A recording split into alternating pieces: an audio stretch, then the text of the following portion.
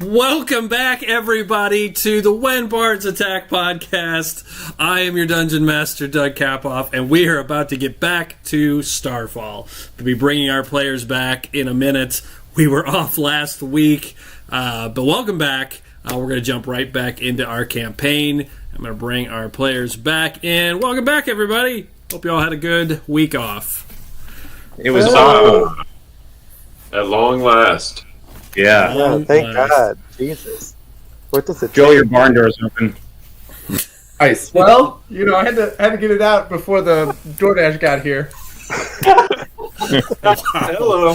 Hello. Wow. That's the way to bring in the viewers. Way to bring the viewers in. Yeah, so I What need up, to Chat? definitely check the age-restricted notes. Luckily, Chad is not. is already upstairs, so we're good there. Oh my! Well, welcome back, everybody. Did you all see how I brought Ilonis back to real life on the stage? I did some magic tricks. Yeah, Incredible. All right. We're going to jump back in. Welcome back, everybody. As a reminder, we are live on Twitch and YouTube. You can check out the audio of this on Spotify, Amazon, or Apple Music. And you can also support us on Patreon or through our merch store. So check those out. But without further ado, we will jump right back into our story. Last time on StarFall. The world of Aerith. Our story began in the small village of Northvale, town of Northvale, north of Solus, where our adventurers came together. They learned of the plight of Urskar, and that his village in the western wood west of Northvale has been infected with a plague of some sort that is affecting both plants, animals, creatures, humans, humanoids, and mortals alike. We do not know yet the cause of this plague. We spent some time in the West Wood trying to get to the bottom of it. Tracked yourself down to ultimately a creature that seemed to be infused with this plague-like magic and seemed to be controlling some of the creatures in the Western Wood, and you destroyed that creature. Headed back to North Vale. Fortunately, the question of the plague still left unanswered. Upon arriving in North Vale, our adventurers found the city under attack. The town under attack. Creatures came and attempted to... we don't really know what all they were trying to do, but we knew a young girl was murdered.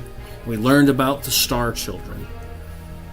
Additionally, some discs attempted to be stolen that led into a temple beneath the city.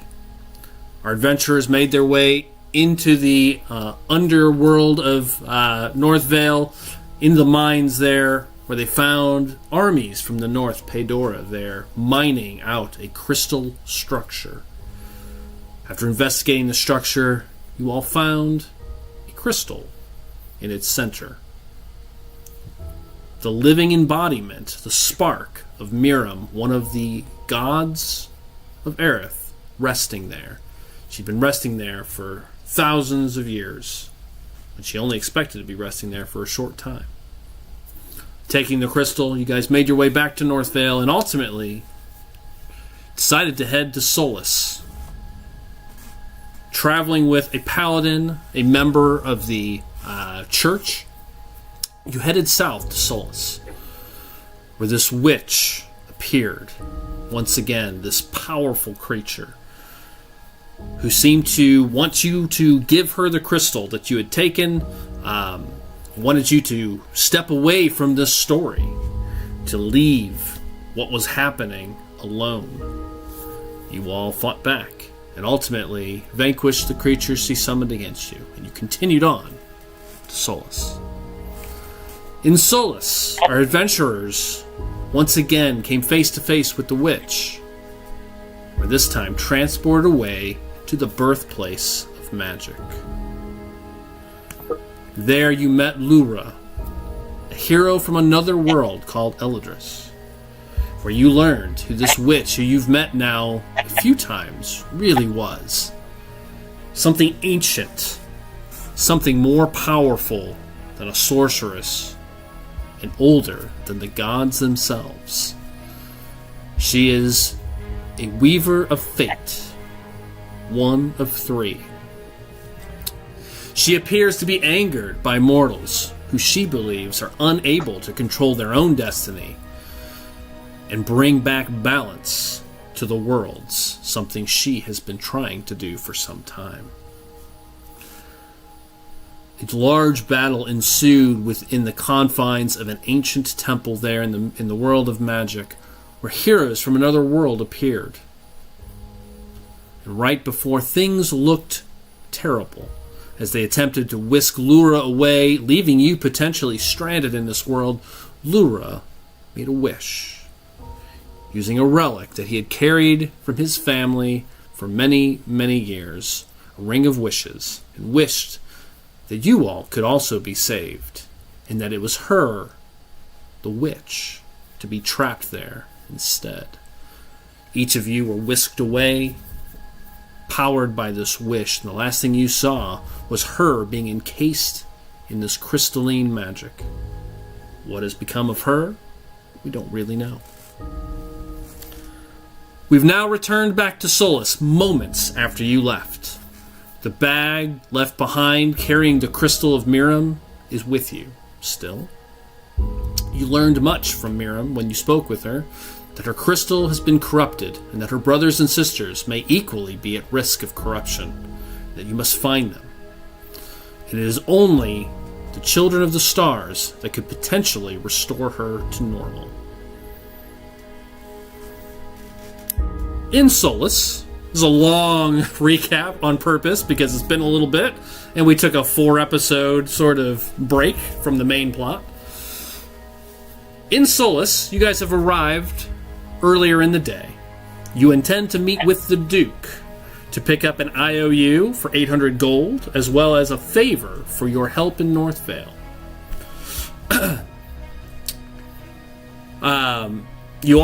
There was lots of things you were attempting to do in the main story. As a reminder, I know Elonis was looking for more of these star children. Were some in Solus? Maybe, maybe not. You do know that there were members of your organization, the Untamed, said to be in Solus, and they may have answers. One of which was Illyra, the owner of a tavern here in town, where you learned where she was at. You've not met with her yet, but you did learn that she is here in the Ilaria, in the Sundry and Sundown. Going back into my notes here. You guys did a little bit of shopping while you were here. Matt sent his armor off to be upgraded. He has 2 days to go and spent some coin there.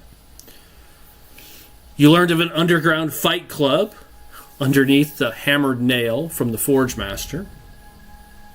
He offered you a job, if you were looking for coin, to look for Starfire ore, a special magical ore that he believes can be used to create magical items, something that has not been done in generations since the Elden days. You took a couple of job papers as potential work.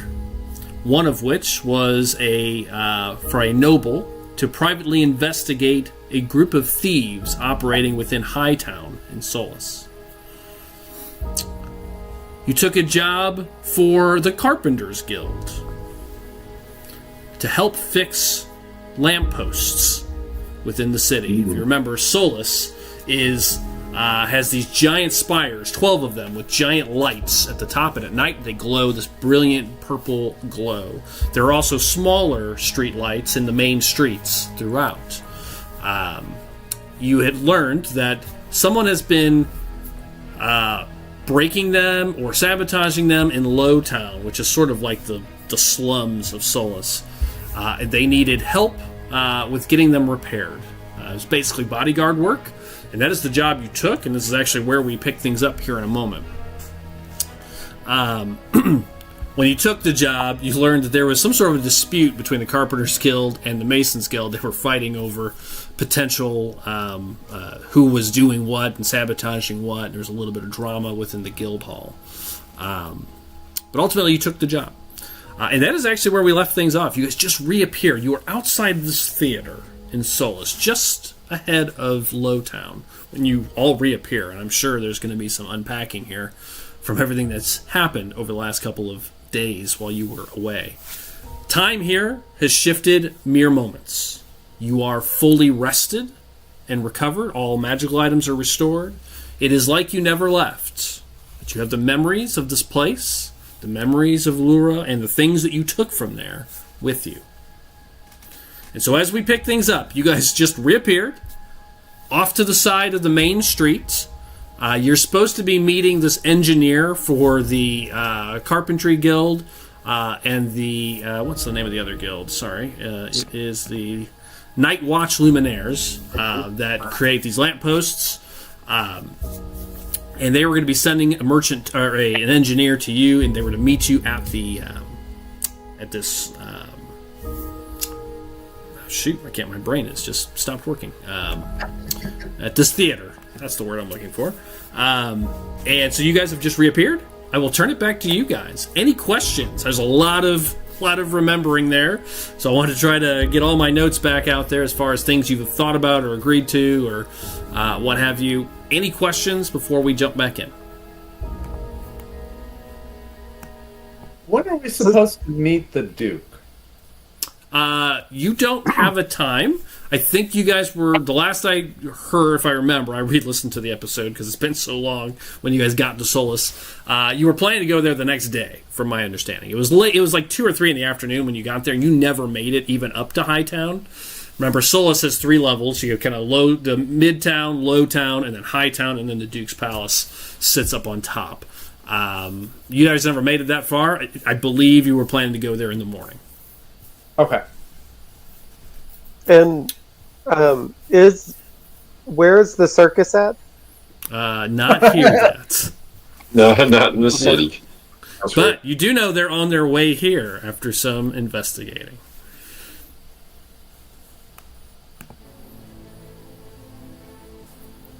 Okay. Any other housekeeping? Okay. If not, did we get an experience from last time? I did. You should have already added it. Is it at? Are we at 19,600? That sounds right. I have to go double check though. I know we did it at the end of the session. Okay. With that, I turn it to the 5 of you. You have reappeared. It's literally that next moment. I think, Drew, the last thing you did is you ran out into the street, picked up your bag. It was still there. Checked that Miriam's crystal was in it. It was. And with that, back to you all. Does Kevin have part of that loom? I do. Ilonus does. He does. Wacky. It's just a little chunk of crystal. We're back. Look down at I it. could use something to eat. It definitely wasn't a dream. Hold out the crystal. Not a dream at all. But damn, that was scary. Who were those other people? That paladin that came out of there was really awesome and strong and handsome. Very impressive. I want to get to know that guy. Look.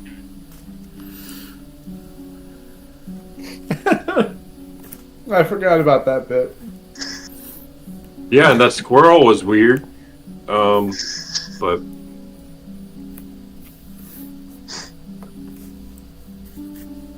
you are not actually hungry, Matt, because it is basically you've been brought back to that moment. You guys just had dinner like 30 minutes ago.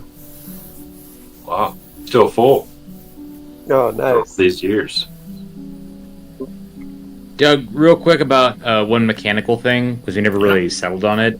The feat that I took from Joel, or the potion that I drank, Yes. is that nat 1s are now counted as nat 20s, or is it 19s Yes. are also counted as nat 20s? Yes, no, it's nat 1s and nat 20s. Yes. Nat ones are counted as nat 20s. Okay, cool. Yep. All right. You got it. Just, Oh.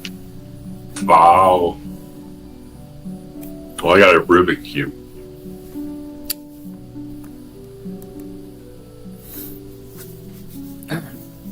Grab some. Stop some person walking by. Sure. Evening. Excuse me, sir. What day is it? He tells you.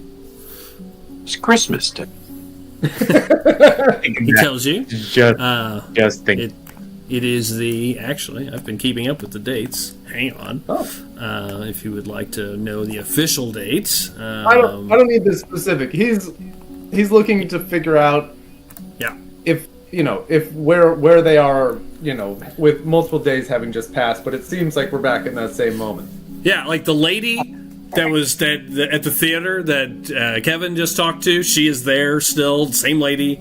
Again, the bag was still there, so it would be odd for it to have been there for more than a couple days without moving. There's enough.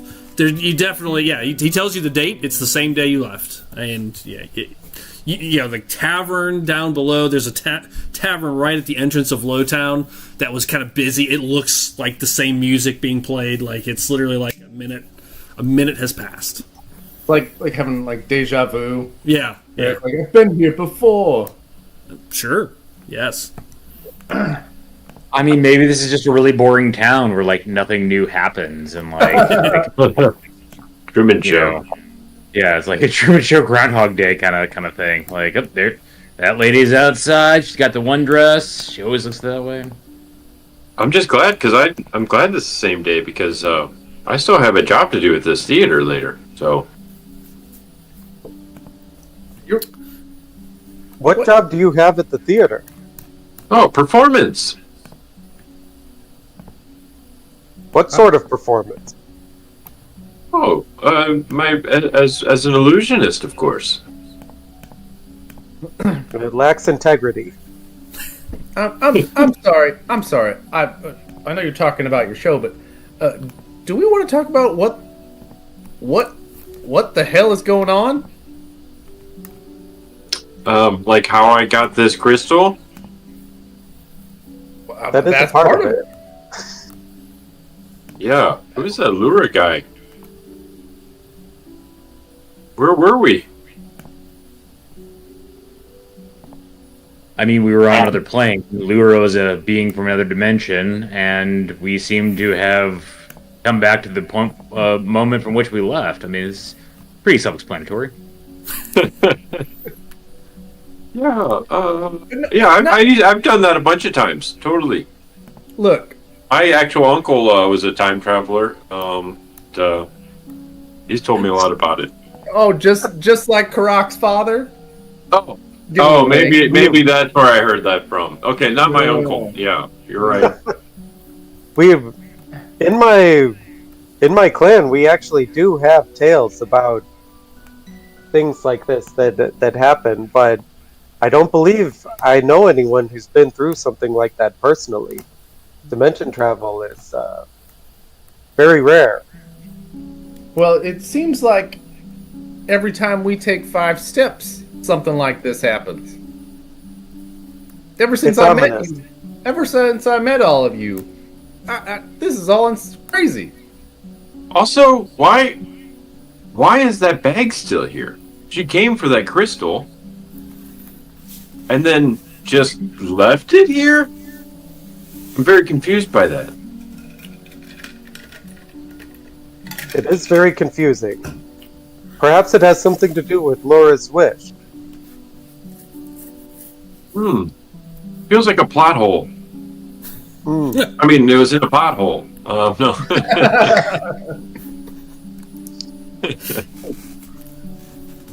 Well, I mean, out of game, I think I do remember Aaron espousing that like they didn't think that, like this Fate Weaver person. What was her name again, Doug? I'm totally blanking. Ismira. Like they themselves they can only work indirectly and influence people to do things. They themselves can't actually do things per se. Like when they showed up- you've said that as Aaron, so you feel free to re-say it at this point. Yeah. So like, I mean, I'm just yeah. So like, it makes sense that she wouldn't have been able to take the stone of Miriam. Like, she didn't have a henchman nearby to take it. Oh, I see. Which maybe means somebody's on their way now. Could be. Maybe we should move from this spot. Yeah. Or perhaps we should stay here but lay an ambush. I mean, I'm also beginning to wonder if Izmira can still influence people from her home dimension if she's still trapped there. Like, if we still need to kind of keep an eye out for any potential agents she has already set on our path, or any new ones that she could potentially set on our path. Well, if there's one guarantee, she is powerless. She's definitely guaranteed that she's coming for that crystal. Yeah. That we can count on. Well, you did see that as he made that wish, that you did see her encased in crystal. He wished that she would be trapped there, and you removed. Right. Just as a Right. I'm saying she might be trapped there, but her influence might still extend beyond that plane.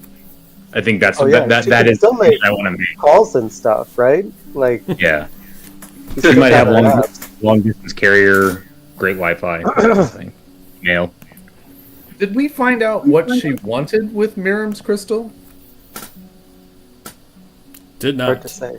That did not come up.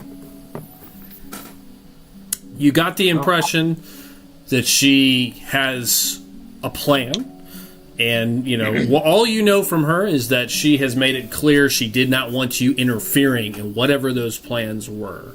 And Lura pretty much alluded to that she said similar things on his own world when she appeared. Doug, out of game, did we discuss the events of Elidris with Lura and the Hadar creature? Yeah. So he said that basically she had taken responsibility for, he talked a little bit about not at length, but you guys obviously played the game, so you guys have more information as players, but suggesting that she had controlled some sort of deity-like creature and had destroyed, fed on a bunch of demons as well as gods, and she was really trying to create a balance in the universe, and the people of Elidris broke that. Broke that balance. Just want to make sure I wasn't metagaming. Nope, no, I know. There's especially mixing the two games together now. Yeah. I mean, it's possible that, like, Izmira is, like, if I recall correctly, like, there are the spark of the Star Children, which can give birth or wake up the sleeping gods here on this planet, right? On this realm. Yep. Right? That's what Miriam said. So, right. One wonders if Izmira is trying to find some sort of leverage in the way that she was able to leverage the power of this Hadar character or entity to, like, ostensibly wipe out or corrupt or gain control or neutralize the positive influence of the gods of this realm, as she was trying to do with the deities of Lura's realm.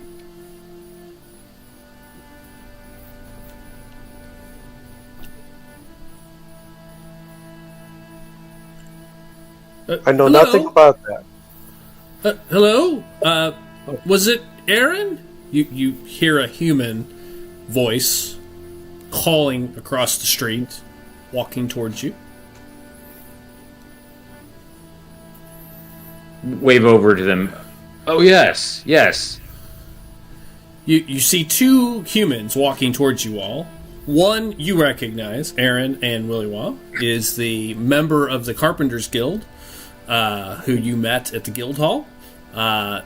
in his 40s, human, dressed well, but not super, not a noble or anything like that, just dressed in nice clothes. With him is a young man wearing spectacles.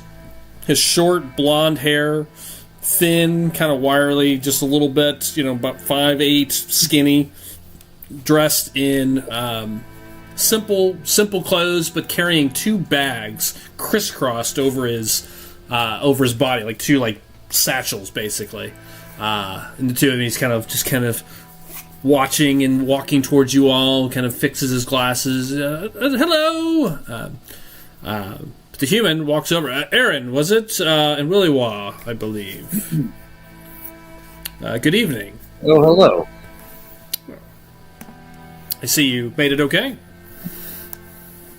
Well, that's one way to put it. Furrows his brow when you say that, but this is the apprentice. Over Willywa for a second, and then move my eyes back to him. Ignore him. He's not used to the big city. I just kind of puts his hands up. This is the apprentice journeyman Tarek, who I told you about. He has some adjustments or some repairs to make down in Lowtown. This is the man I was telling you about.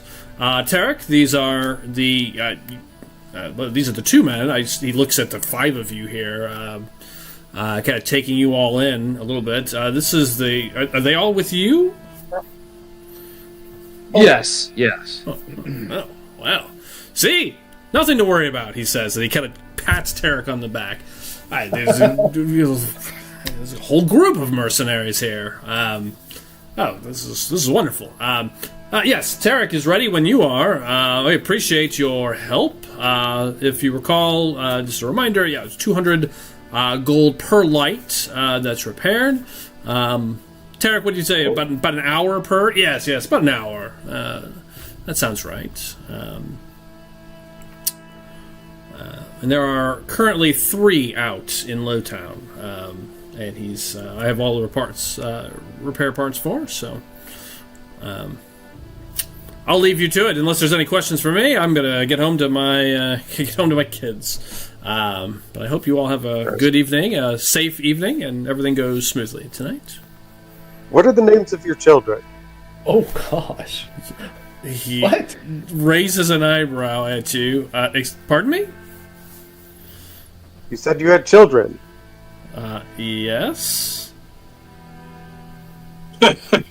Speak their names. Why? It's customary. No. Oh No, it's not. It's customary. He scratches Fine, his then. head. It's forgive the Slap the lights on Dragonborn. in no time. It is in their culture to discuss family matters to familiarize oneself with whom you're doing business. Indeed. I see. Well, that's what we would call personal matters, and we don't discuss that. But it was nice to meet you, and he says that with sort of a, no, it's not, but you get a... We have not been introduced. I have not met you. Yes, well, yeah. Have a good evening. Once well. Tarek brings the repair order in the morning, just stop by and you collect your fee. What if we happen to come across any new lamps that are not on the docket to be repaired, but we can repair them? Does Tarek have the parts to do that? He looks at Tarek. Well, yeah, I've got a few extras if we come to any. Maybe 1 or 2 more. It would be, yeah. I have enough for maybe 5 repairs. Okay. Hey, Karak, what are the name of your kids? I have no children. At this point, walks away, looking at Tarek. Now a little concerned, but we'll see you in the morning. He walks away. It's nice of you to ask, Willywa, but I am childless. That's strange. Not Is it? really. Character strikes me as kind of an incel kind of person. No wonder you treat me like your kid all the time. It's nice of you to say, but I do hope one day you will be mature enough that childhood will leave you behind, along with your illusion. Speaking of, while you guys are out here working, maybe I should go inside the theater and get some work done myself. Later? Well, I mean, do you need me to help with this? I don't know. Tarek, do you have a wife and kids?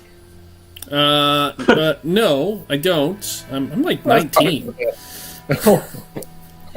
Definitely incel. No, you're older than me. You look a lot older than them.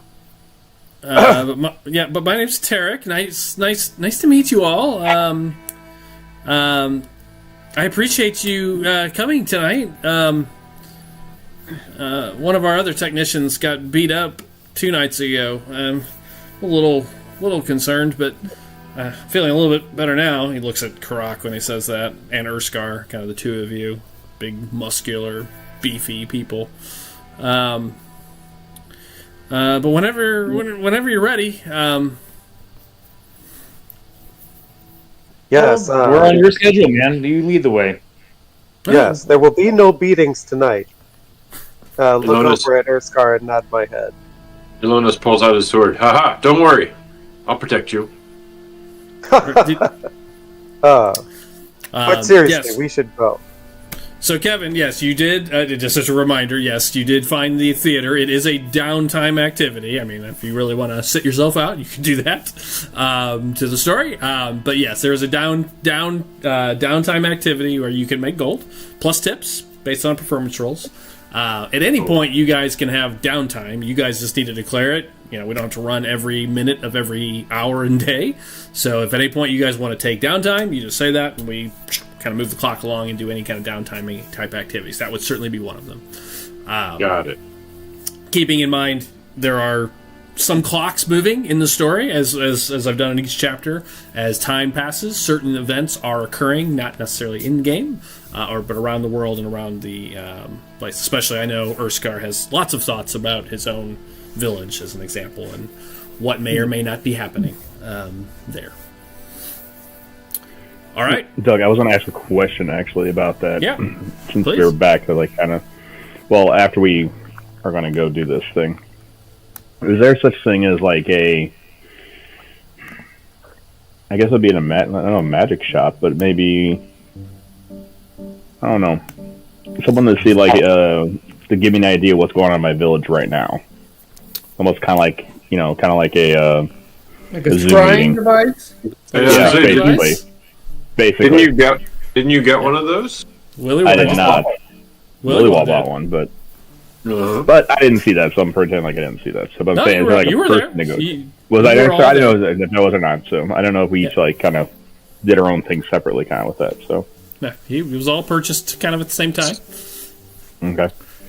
But just in general knowledge, is that somebody that do that possibly in case we need to use that device for? Is that like a one-time use, Joel? Is that like a thing we continuously use? That's once per day. Okay. So, as a reminder of the world, magic is frowned upon unless it's catered by the church. So, finding that in your average town, unlikely. Scrying services, anybody that's doing that, unless it's through the church itself. I know maybe there is like a seer through the church, but no, you would not find that. Not on the streets. Could there be an underworld one? Sure. Or somebody trying to keep things under the radar, right? Gotcha. Okay. Perfect. Good to know. All right. Well, Tarek starts walking forward. As you recall, the theater is right at the beginning of Lowtown. Lowtown is, again, it goes down a large hill. You can see it, and then you see some old stone steps. It runs along the eastern side of Solus. It's about 25 feet down from the main level. So the walls, the city walls, which are normally about 40 feet, are like 60 feet tall, almost to the point where you would imagine during the day, most of the day, sunlight probably barely gets in here. like, down into this lower level. It is probably dark. Think the Narrows in Batman kind of begins, kind of feel and vibe to it. What you see as you're looking down towards the Narrows is just a labyrinth of little streets, alleys. You see like clotheslines like going across balconies touching each other, creating almost like bridges over the streets. It is like just a tightly packed zone underneath here. And you've heard, most of you haven't spent a lot of time here. I think, Kevin, you've been here as a child. Aaron has passed through here a time or two, but probably wouldn't have spent a lot of time down in Lowtown. But it's danger. And one of the things you observed, I think it was you, Joel, specifically, that you were kind of observing the area, is that the guards stop at the entrance to Lowtown because they're just walking, throughout the city. They turn and they go back into Midtown. So even the city guards that are scattered around, do not go into Lowtown, at least from what you've seen. Okay. Well, Tarek starts making his way down. He's moving very slow. Like, as he is, quote-unquote, leading the way, you get the feeling he is very uncomfortable about that. So he's taking very slow steps, like almost meandering towards Lowtown. What do the rest of you look like? What does this look like? As far as color, organization? I'll go up in front alongside Tara. Okay. He'll pick up his pace if you're up there with him. Nice. Well, maybe we'll on each side of Tarek. I'll get on the other side then, so we're kind of like side by side. Okay, got it. So the two of you are up front with Tarek. He feels much better about that, kind of walking kind of in pace with the three of you as you make your way towards Lowtown. Drew and Kevin, what about you two? I'll stand right behind the three of them. Okay. I'll actually kind of hang back and maybe try to, blend in a little bit, stealth. Okay, kind of away from the group, not quite look like I'm with them, but definitely keeping an eye out. Got it. What about you, Willy Wonk? I will stand next to Alonis, and I will, give blessings along the way. Oh, God. Wow. Oh, my. What sort of blessings are you giving, exactly? Just, a couple of, waves and, blessings upon you, that kind of thing. Just sort of, smiling and waving. Yeah. A wonderful missionary going to the Lowtown. Yes. Okay. Yes. All right. If I see any children, maybe dole out a gold or something. Oh, okay. Well, Did we get a long rest or anything, or did we just Yes. pop back? You are fully rested. Everything is reset. Oh, whoa. Okay, I missed that part. Nice. So treat it like a brand new day. And do I recover my level of exhaustion? Yes, it's like it never happened. Whoa. Okay. Great. Feels good. With that, you guys head down with Tarek. You go down this little hill and down these steps, and you enter into Lowtown. At first, this edge is pretty populated and busy. You don't feel, there's no vibe of unsafe at all. It's just crowded and poor, but nothing that really feels unsafe. And in fact, it's pretty busy. Like, you kind of, right around I've got the map shown right here, you're basically entering at 19. 19 is just points of interest. Everything numbered is an official point of interest. There's other things here, but is a very rowdy tavern. It's called the Rusty Lantern. You saw it when you were kind of looking down there. It is busy. Like, as you walk past, Tarek doesn't stop. It has outdoor seating and tables all around it, making a full square around the building, and it is packed. There's people. It looks like mercenaries, adventurers, ne'er-do-wells, and they don't look like the good people of Solus, but they look like travelers, maybe some mercenaries, probably some adventurers. kind of mixed in. It's packed. Like, as you walk past the windows, body to body inside. You can see, like, it's standing room only. You know, there's 4 or 5 bar matrons moving around with, like, giant trays of drinks. This place is happening. There's a couple of halflings outside playing music. And it's just a pretty jovial little spot. And Tarek just keeps moving past it. Ooh, I bet I could make some good money in there. Oh, you're stealing from the poor? Wow. Well, they need to be entertained too. Yeah, it's not the poor. I don't think it's clearly a tavern. Excuse me, an inn as well. You can see 2 stories. It's a 3-story building, and they look like you could see tons of windows. Like, these must be closets. Like the rooms up there, because there is probably a dozen windows on each floor that you can see. It looks like probably a cheap motel for adventurers. Any red lights in any of those windows? No, not currently. Is that where Alonus was conceived? Probably. Oh. Wow. Damn. He said he spent time here since childhood. I was just asking. Okay. You You way to guys get in. keep heading down. Your trip through most of the upper section takes you about 20-30 minutes. It's pretty busy up until you get to about the 4 or maybe a little bit past that, kind of into this zone. It does start to thin out once you get past sort of the traveler's edge. It becomes a little quieter. Still people throughout, and it's early still. But you definitely see more like street urchins, like making their way. Like there are people as you're walking.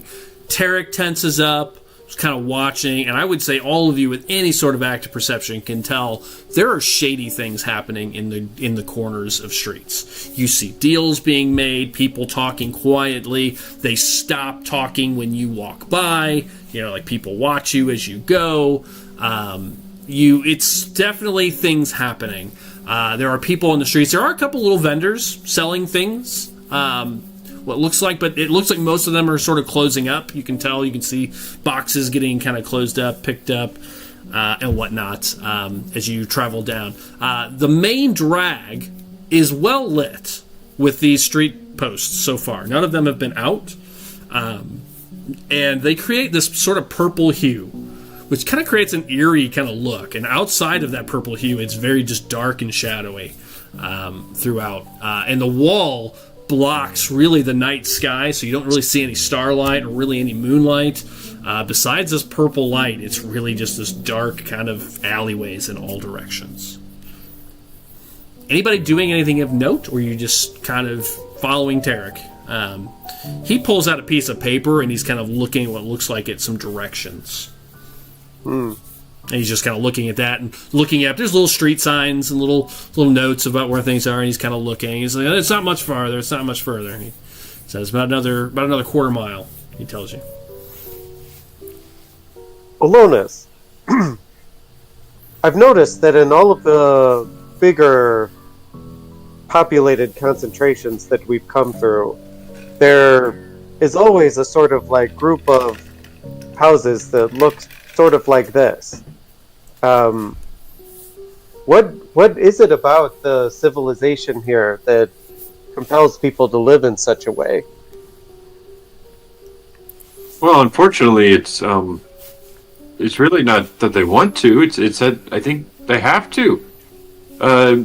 Probably they don't have really good, cool skills like I do, so that they can make more money for themselves. Do you have any siblings? Do I have siblings? Yeah. Yes, I do, as a matter of fact. Yeah, you give me older brother vibes. Thank you. Although, I am the younger sibling. I have an older sister. Oh, yeah? She cute?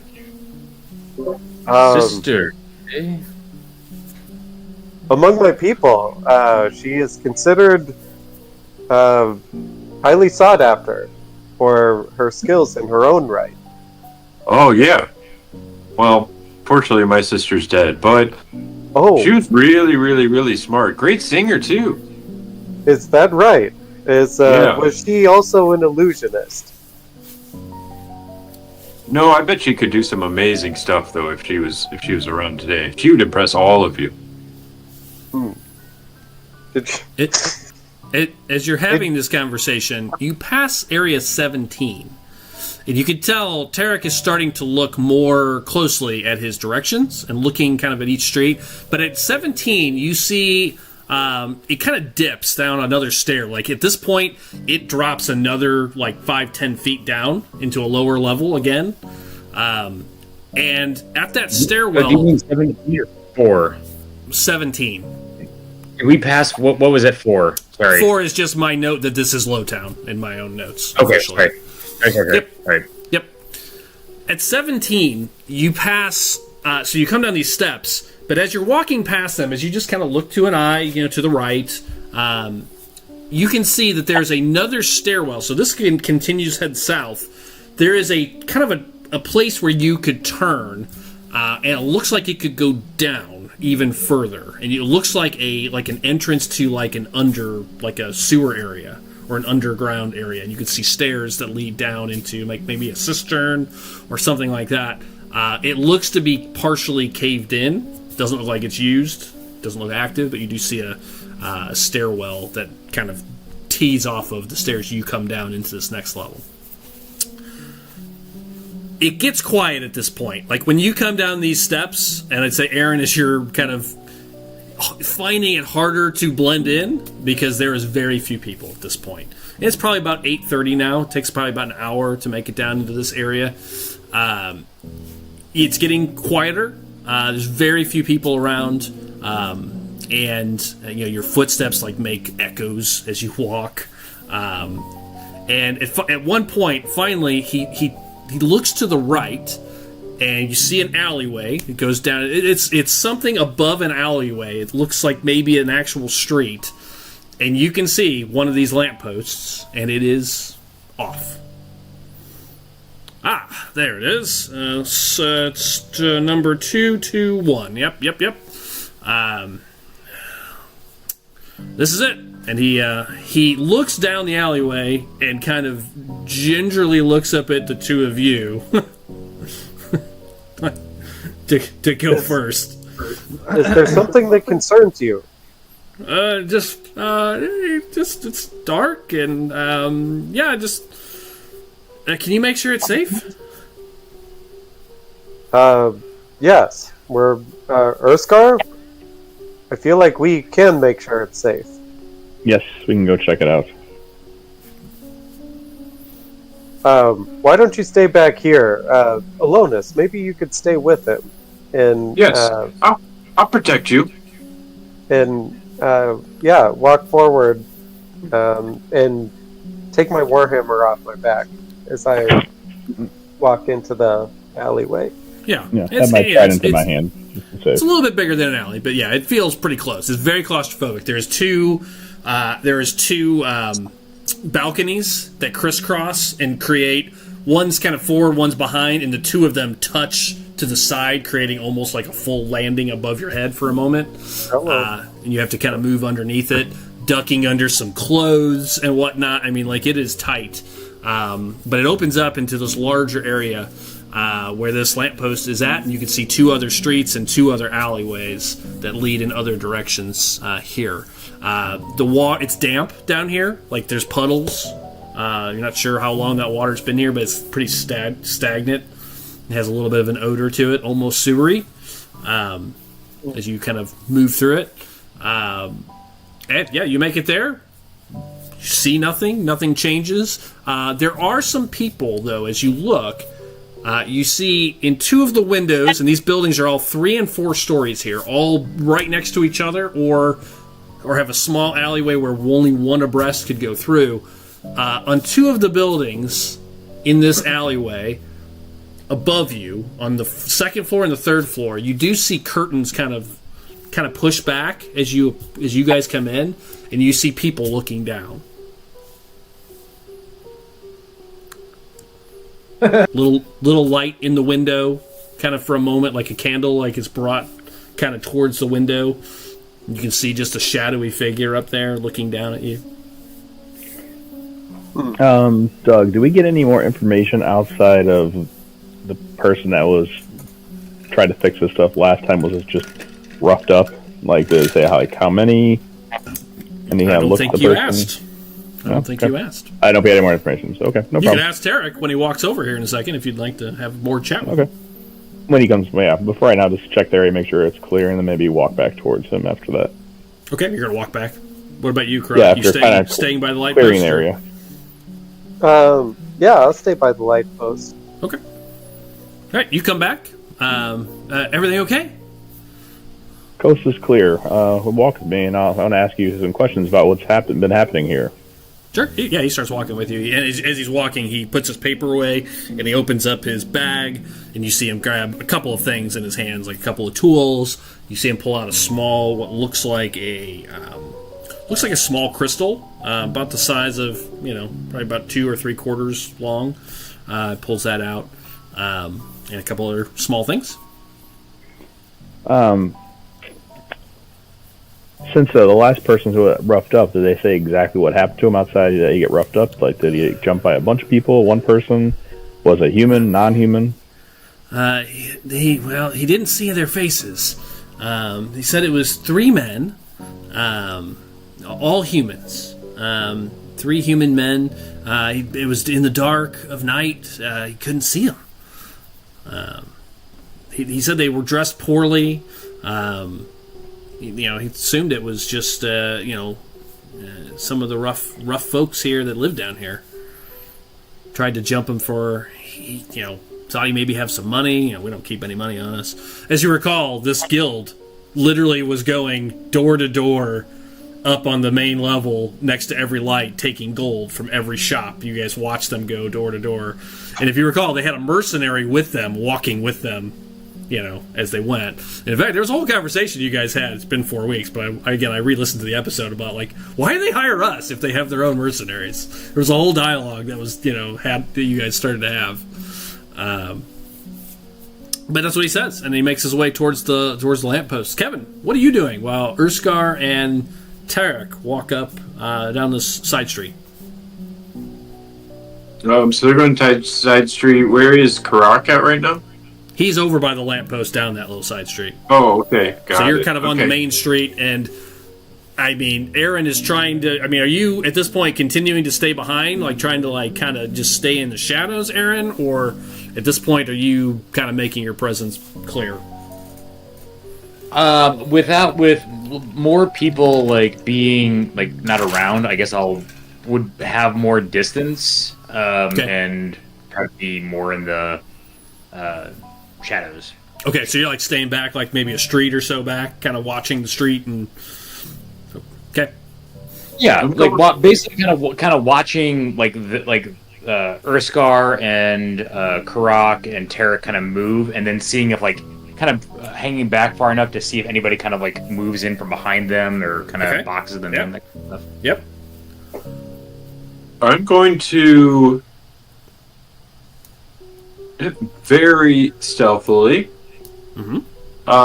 make my way kind of around the next block. Okay. I think to the east or west, whichever makes kind of more sense to peel off, and come up behind where Karak. Okay, got it. So you just circle around the block and kind of watch down the side street, but not from the main street. So, Correct. Okay. Yeah, you make your way around that far side. So I kind of imagine now, kind of theater of the mind here. Basically, you have Karak, Urskar, and Tarek in the middle. I gotta find out where Willy is going to do. Sounds like Aaron is sort of off the main street you guys came down, looking down that alleyway, but also kind of looking down the main street. You're now the other side, kind of on either side of this side street, basically. Yeah. Correct. Yeah. Going long and being extremely stealthy. Okay. We'll get to that in a second. Willy Wall?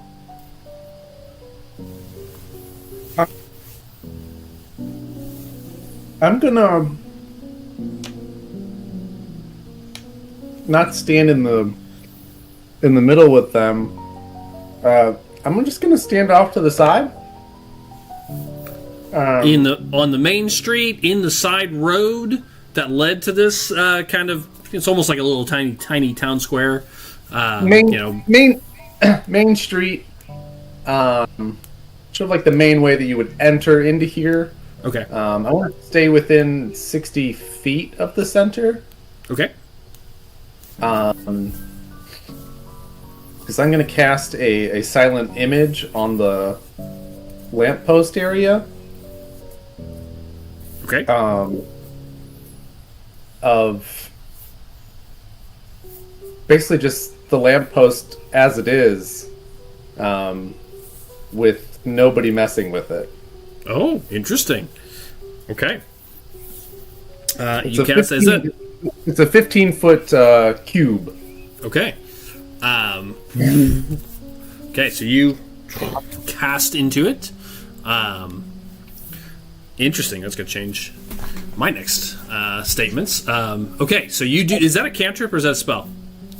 It's a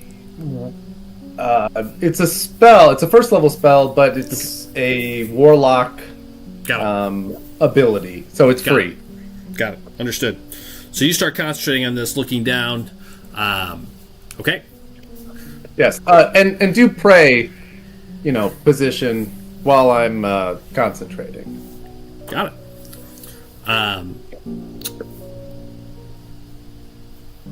Okay, this is what happens. So he gets to the lamppost. You do cast that. Can you make it? I mean, even if it doesn't say you can, I'm going to say you can. Are you essentially? Would you like this to be that only people that you chose not to kind of see through it? I don't know if that automatically says that, but can you basically make your team immune from it? Does it say that, or do you want to do that? No, it does not say that you can do that. It is a illusion. However, I could tell them. I could tell them that it's an illusion, because you can make a successful investigation check and be able to see through it. Okay, right. So as long as you tell them that, then that won't affect them. Okay. I'm going to have a conversation about that. If that's I will say you don't have to tell them if you don't want to. You can just, I would say, exclude people from it if you wish. The only reason I say that is I'd be curious what this conversation would go with Tarek.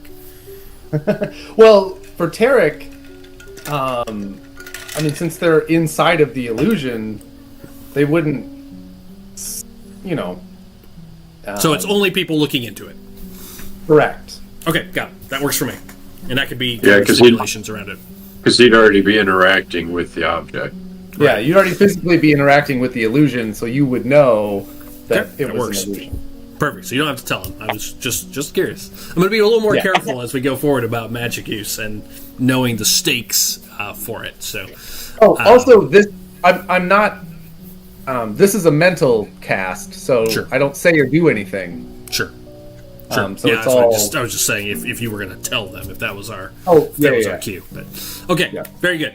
You begin casting, and a couple of things happen. I'll start with what you all see. First of all, he pulls out of his bag those tools. The little crystal, he actually sits next to it for you guys, and he just kind of blows on it, kind of a little, and it lights up and glows, kind of a bright white for a second. Well, it doesn't sit for a second. It just kind of lights, creating almost like a little flashlight.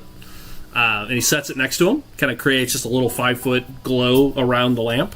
And you see him start getting tools out, and he opens up the lamp and he gets to work on it.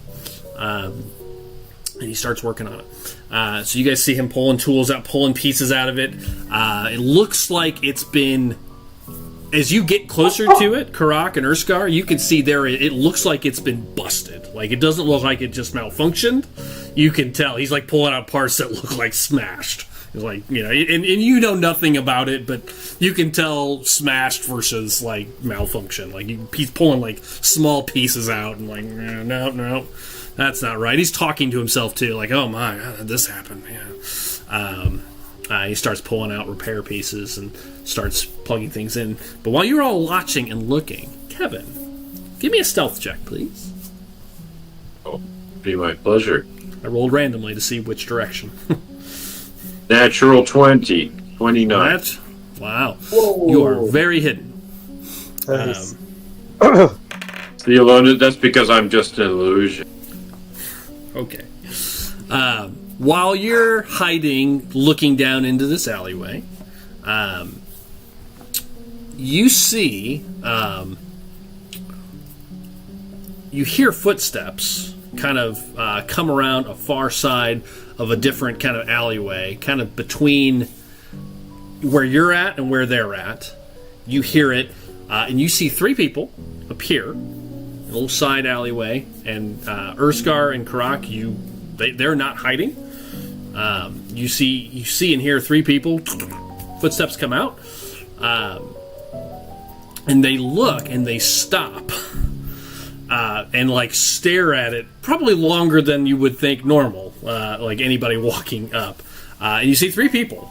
You all kind of looking out, and Kevin, you see him from behind. One is a dwarven man, looks to be in his 50s or 60s. Gray hair, looks pretty dirty, and he's wearing like coveralls. And you can see he's got like a satchel on him.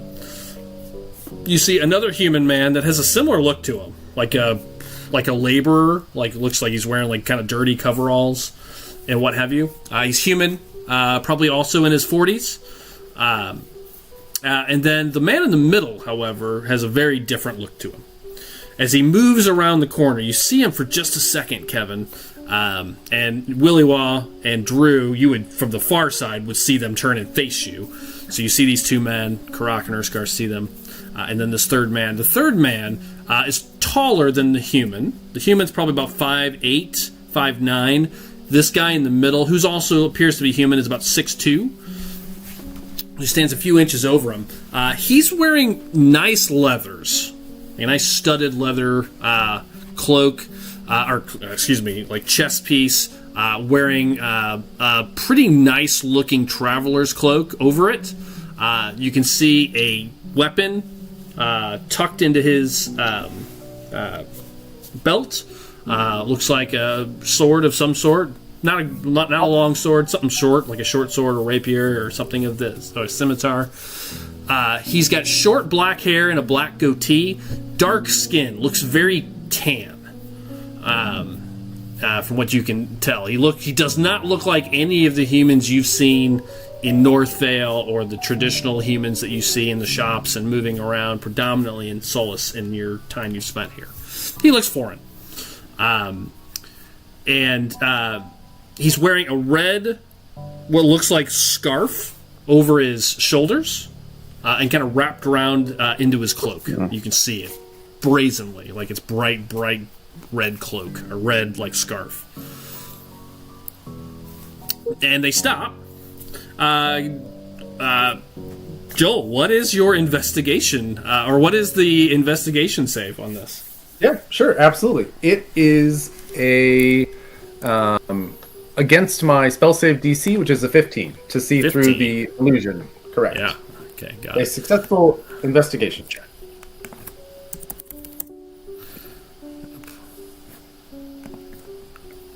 Okay, pull this guy up. Are you guys doing anything while I'm making this roll? You see the three of them, and they stop. They turn the corner, and as soon as there's like a sound made, like as soon as he starts pulling the thing apart and talking to himself, it seems like almost instantly after that, these guys moved around, or came around the corner. Anybody doing anything at this point yet? No, Oh, go ahead. I was going to say just very quickly, I'll move forwards to stand between like him as he's tinkering with stuff and the people down the way. Okay. Same. Okay, so you Right two next to kind of Karak. get in front of him. Okay, got it. Right. Okay. How far away from me are they, Doug? They're down this street, probably about 40 feet. Okay. Move 10 feet closer. The only so it's basically a little side street now. So if you do, I would say you'd be pretty visible at that point. Oh, okay. I mean, you could try to do it stealthily because their back is to you, but it will require a very active stealth check at that point. There'd be no place to really hide. There's stuff like trash cans and garbage and things like absolutely you could try to hide behind, and you could stealth closer if you wish. Right now, I kind of imagine you're like behind a corner. I do wish. Go up behind the trash can. Okay, go ahead, make a stealth check. How close are you trying to get to him? Another natural 20. Wow. Wow. Wow. You were born here. You know how to hide real good. Hey, I was born in the shadows. I was born in the dark. Sorry, that's what it is. So how close are you trying to get? Maybe like 20 feet. Okay, sure. You're pretty close behind him now.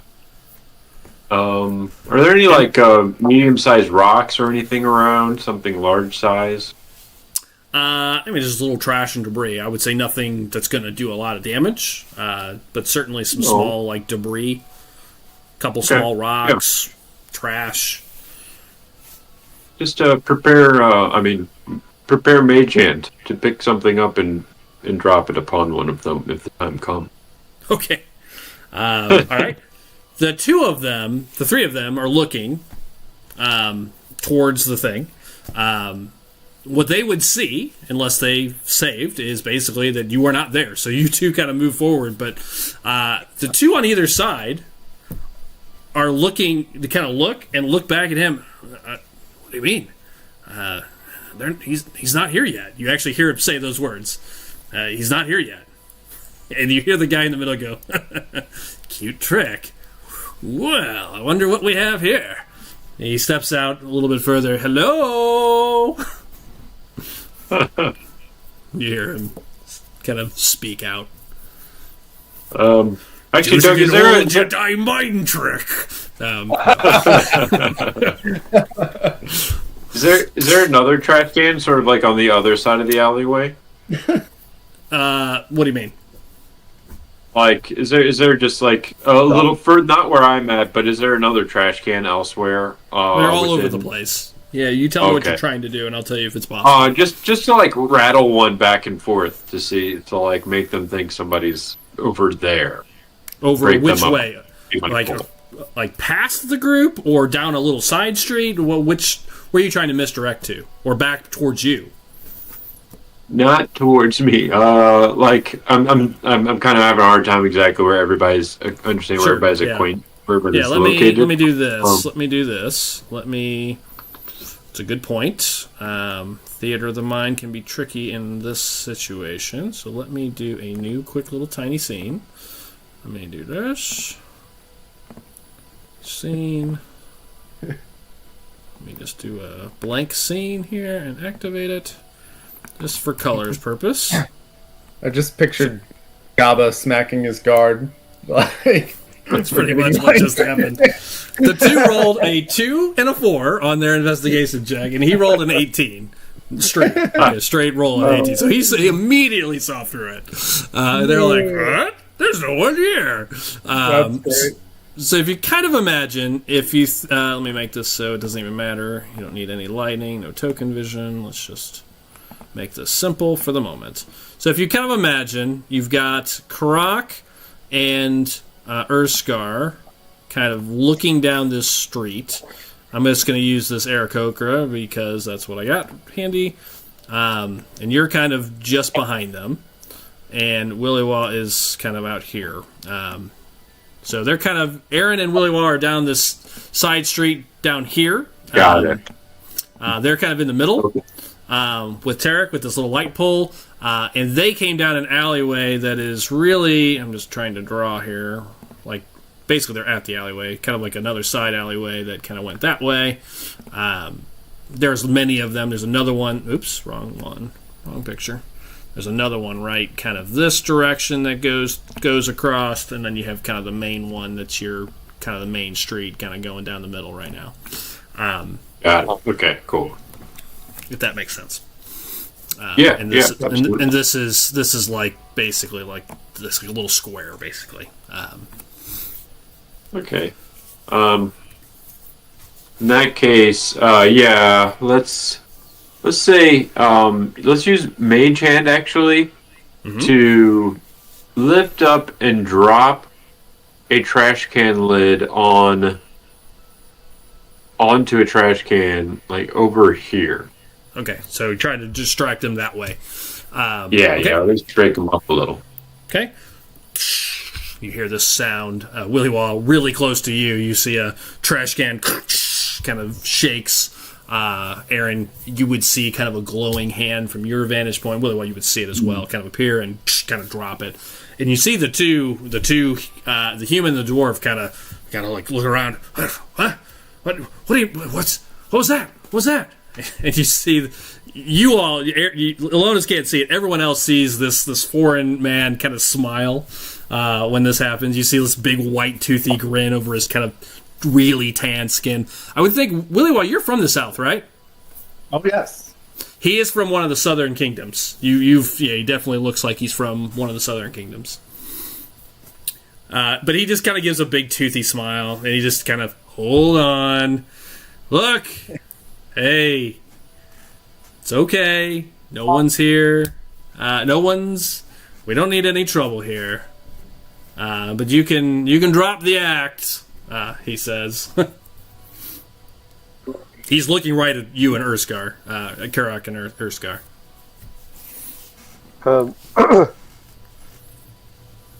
Look over at Urskar. What is the yak? Yes. That sounds right. Yeah, I mean, really, yeah. No, say that again. Oh, I was trying to figure out what the act is that he's talking about. I think they know we're here. Well, they're looking right at you. The dwarf on the left. The dwarf on the left kind of blinks in his eyes. Oh, you're right. What? Whoa! You see him his eyes adjust to the illusion and kind of sees through it. The human's still looking like confused, but the dwarf now looks, and you see him startled, and his eyes lock with you, Karak, as he sees this giant dragonborn sort of appear out of the illusion. Basically, it's what it looked like, kind of like whoa. And so the dwarf backs up like 5 feet.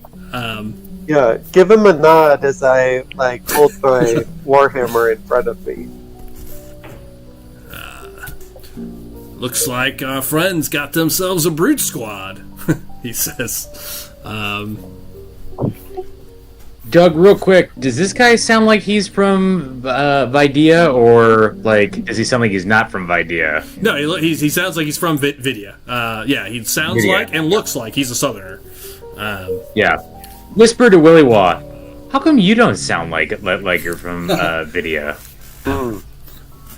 Well, what does Willy always do is like a southern accent. Let me see. I don't know that I can do a southern accent. Well, you don't have to. He's not a Ganassi. Because yours is made up. Understood.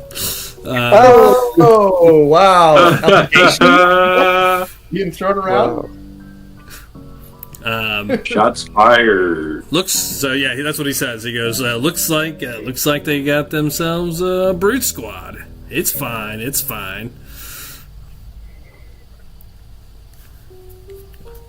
Look here, friends. We don't want any trouble here. Not with you, of course. He smiles when he says that. Is there another person you want trouble with? Tarek has stopped working at this point. And it's been probably about 30... No, it wouldn't be. It was just a minute or two. So I said as soon as he started working, they came around. So he stopped, and he's kind of pulls back, and he's looking at you two for direction. Not at him to keep working. As if to say, hey, aren't you supposed to be doing something? I give him the let's keep moving sign. Okay. Look here, friends. We don't have any trouble here with you all.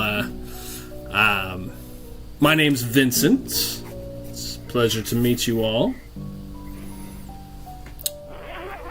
I am Karak. Karak. Nice to meet you. Drew, give me a history check, please. I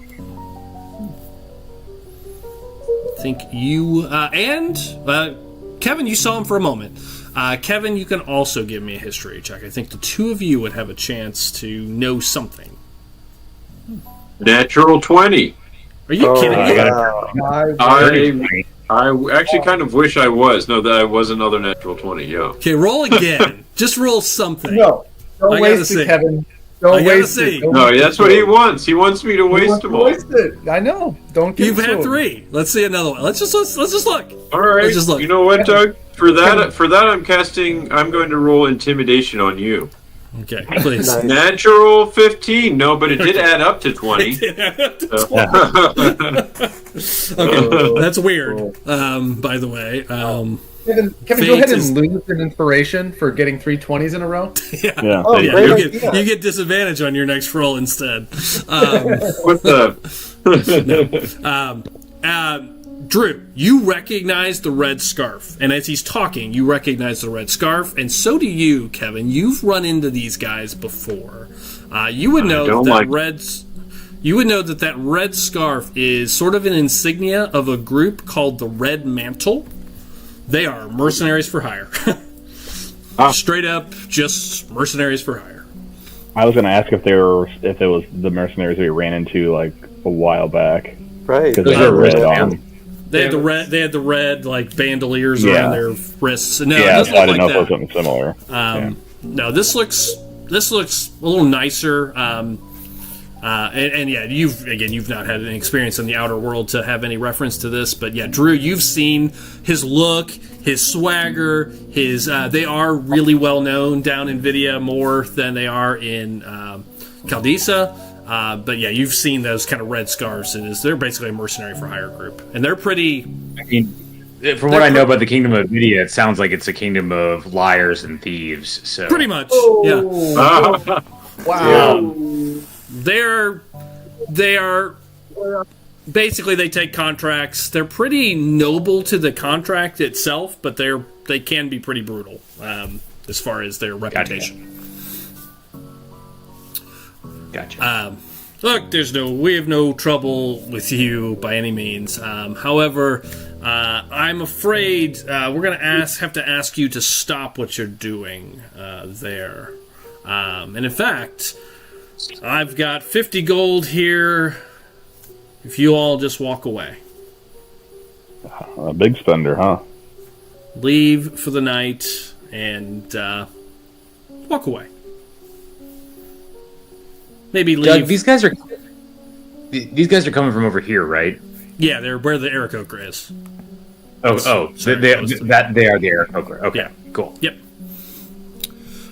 I have 50 gold here.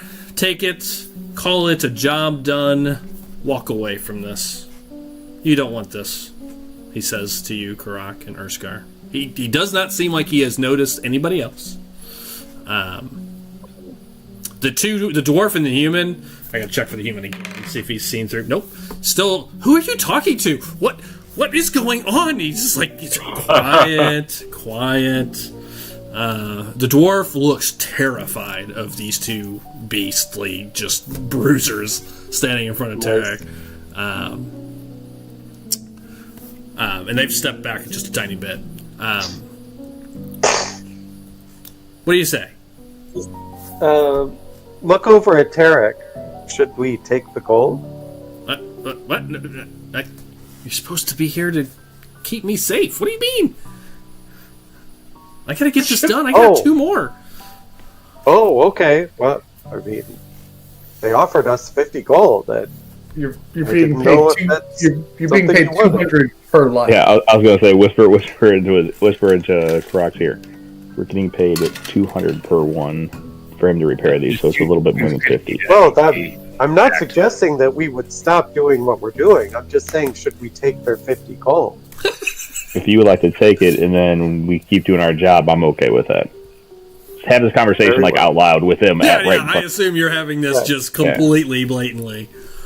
Yeah. Oh, definitely, yeah. Okay, well, then point to Croc, but like, put your hand out. Basically, say put your hand out and accept the 50 gold. Then We will accept your 50 gold. I don't think you understood the request based on that conversation. But hey, if that's how you want to do this, that's fine by me. And he kind of looks at you two, and well, that's between. We're just gonna walk away. He says. okay, have a good night. Very well. Kind of eyes you two. He turns, and he just kind of looks at these guys. Let's. I wasn't expecting that.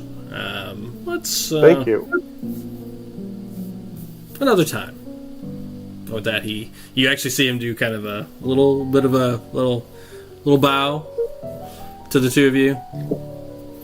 And then Doug, I want to use my thaumaturgy to whisper behind him, like in the alleyway. Yeah. And have them hear.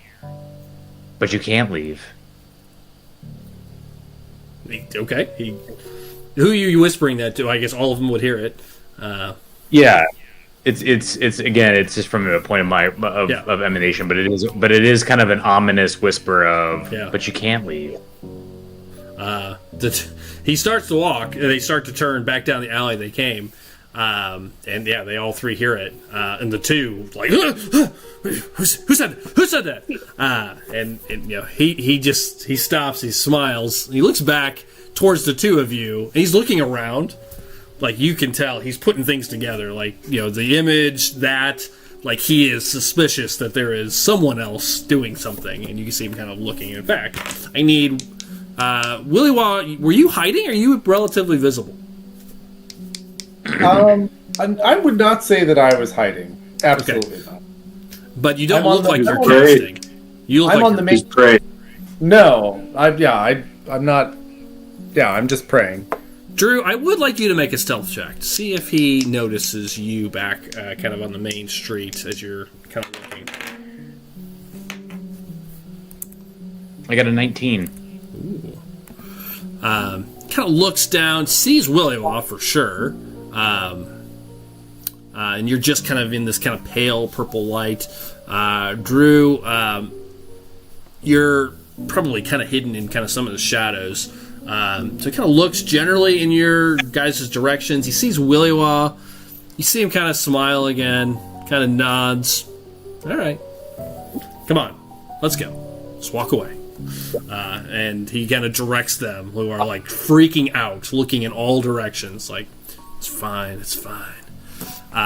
And Kevin, I would think because you're the only one close enough to hear it, as he walks into the alleyway, you hear him go, "Well, we'll pick our time at a better in a better location," he says. So the three of them just kind of walk away. Well. Creep up stealthily to the corner of that wall there. Mm-hmm. The three of them are just kind of making their way down. And up ahead of them, make a little more racket again. Okay. You do. You hear from the human and the dwarf, and he confidently kind of strides away, but the two of them you just see them like looking at jumping at every sound, every sight, as they head up, and you see him turn down another alley, down and out of view. Yeah, just kind of keep doing it. Yeah, as far out as I can. Yeah. Yep. You hear him just like, it's fine. You keep hearing him say that. Don't worry about it. It's just a trick. It's just a trick. And you just hear his voice echoing as he disappears. Whisper to him, it's an illusion. Or it is. As they leave out of view, Kevin, as they leave out of view, you hear laughing from inside your mind of a woman laughing. Just kind of a, Oh, she liked that, huh? You didn't cast the illusion though. Oh, I did. All magic is an illusion. okay. What are you guys doing? They have exited stage left. Nice. I'll turn back to what's his name? Tarak. Yep. Right. Yep. Keep finishing up. We got this. Yep. Yeah, he's doing his thing. Thank you. You think those are the people that? You think that's who jumped? I don't know his name. Garrick. Oh, the other guy. Yeah.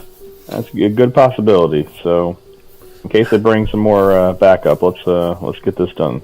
Yep. He keeps going. Anybody else doing anything of note while he continues to work? So it's gonna take about an hour. I gotta make a roll. I want to just do a general. Can I do a general like perception, investigate like the alleyway? Sure. To see if just to see. So it seems like as soon as he started working on it, they came like around the corner, like they knew he was there already. So something to say like there was some kind of alert Sure. mechanism or something like that, just to see if there's something. Give me an investigation or perception. Which one would you like? Yes. Yeah. Okay.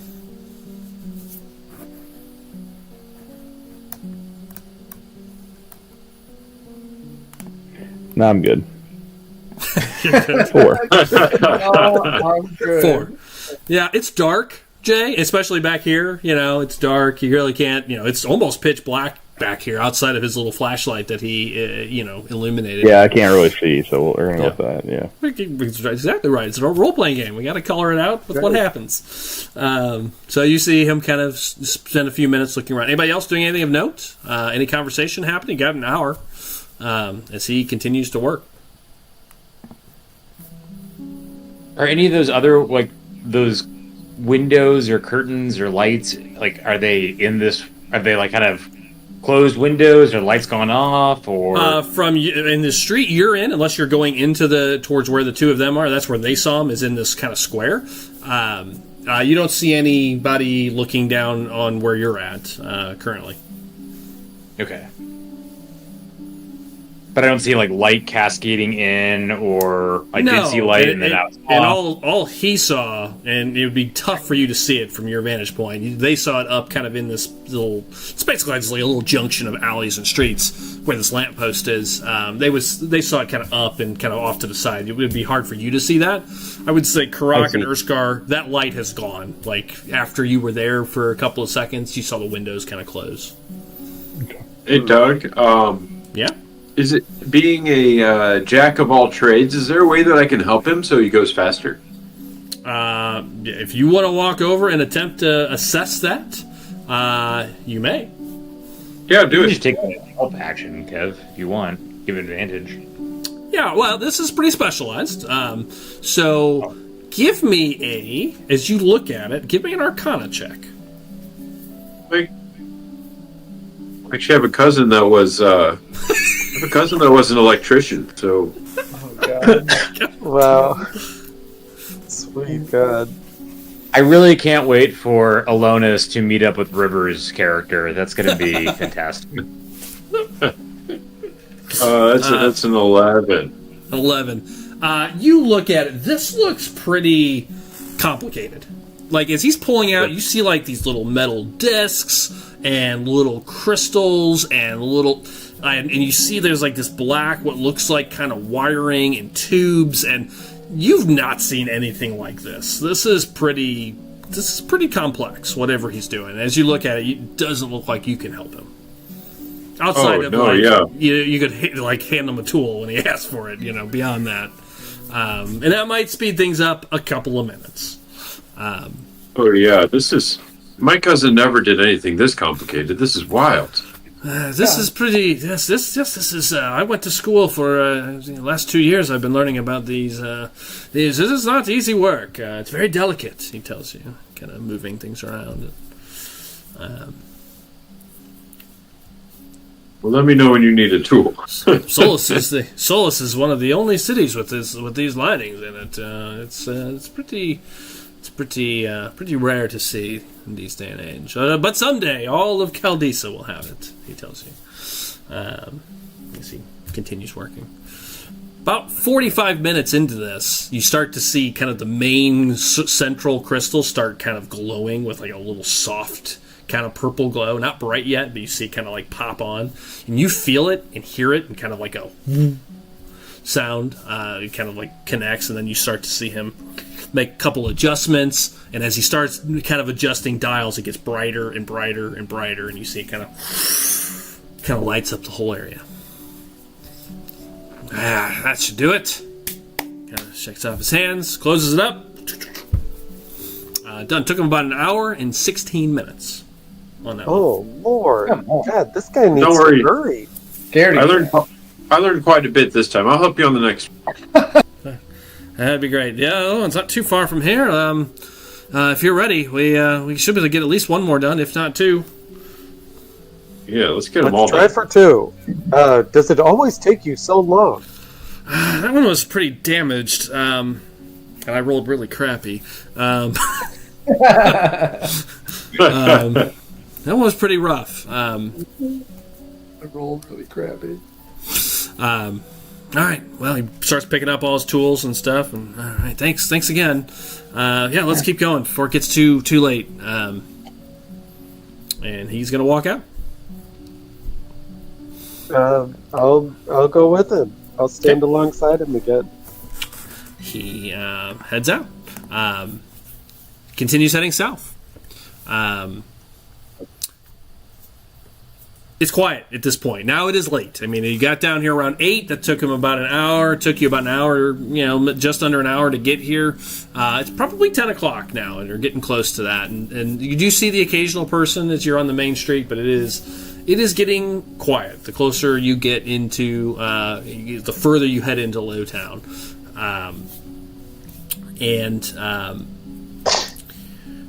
You guys, you do see that there is, as you move into the next section, you see there's a couple of what looks like open taverns. Somebody outside, occasional person kind of comes and goes. You see some doors open. You do see there's like some little local nightlife that is kind of open. But people, once they're there, it doesn't seem like they're leaving much. But you do see the occasional person kind of move to and from. But you do see some doors open. You see some quiet, pretty dark, kind of iffy taverns kind of throughout this district. You pass another side street. You do see a handful of people out kind of moving between a couple of the taverns and some other, not entirely sure what those buildings are, but you see they're lit, and you see people kind of staying into the light. I need everybody to make a charisma save, please. What As you're the? making your way down the street. Oh, nice. I got an 18. Good roll. I got a 25. Okay.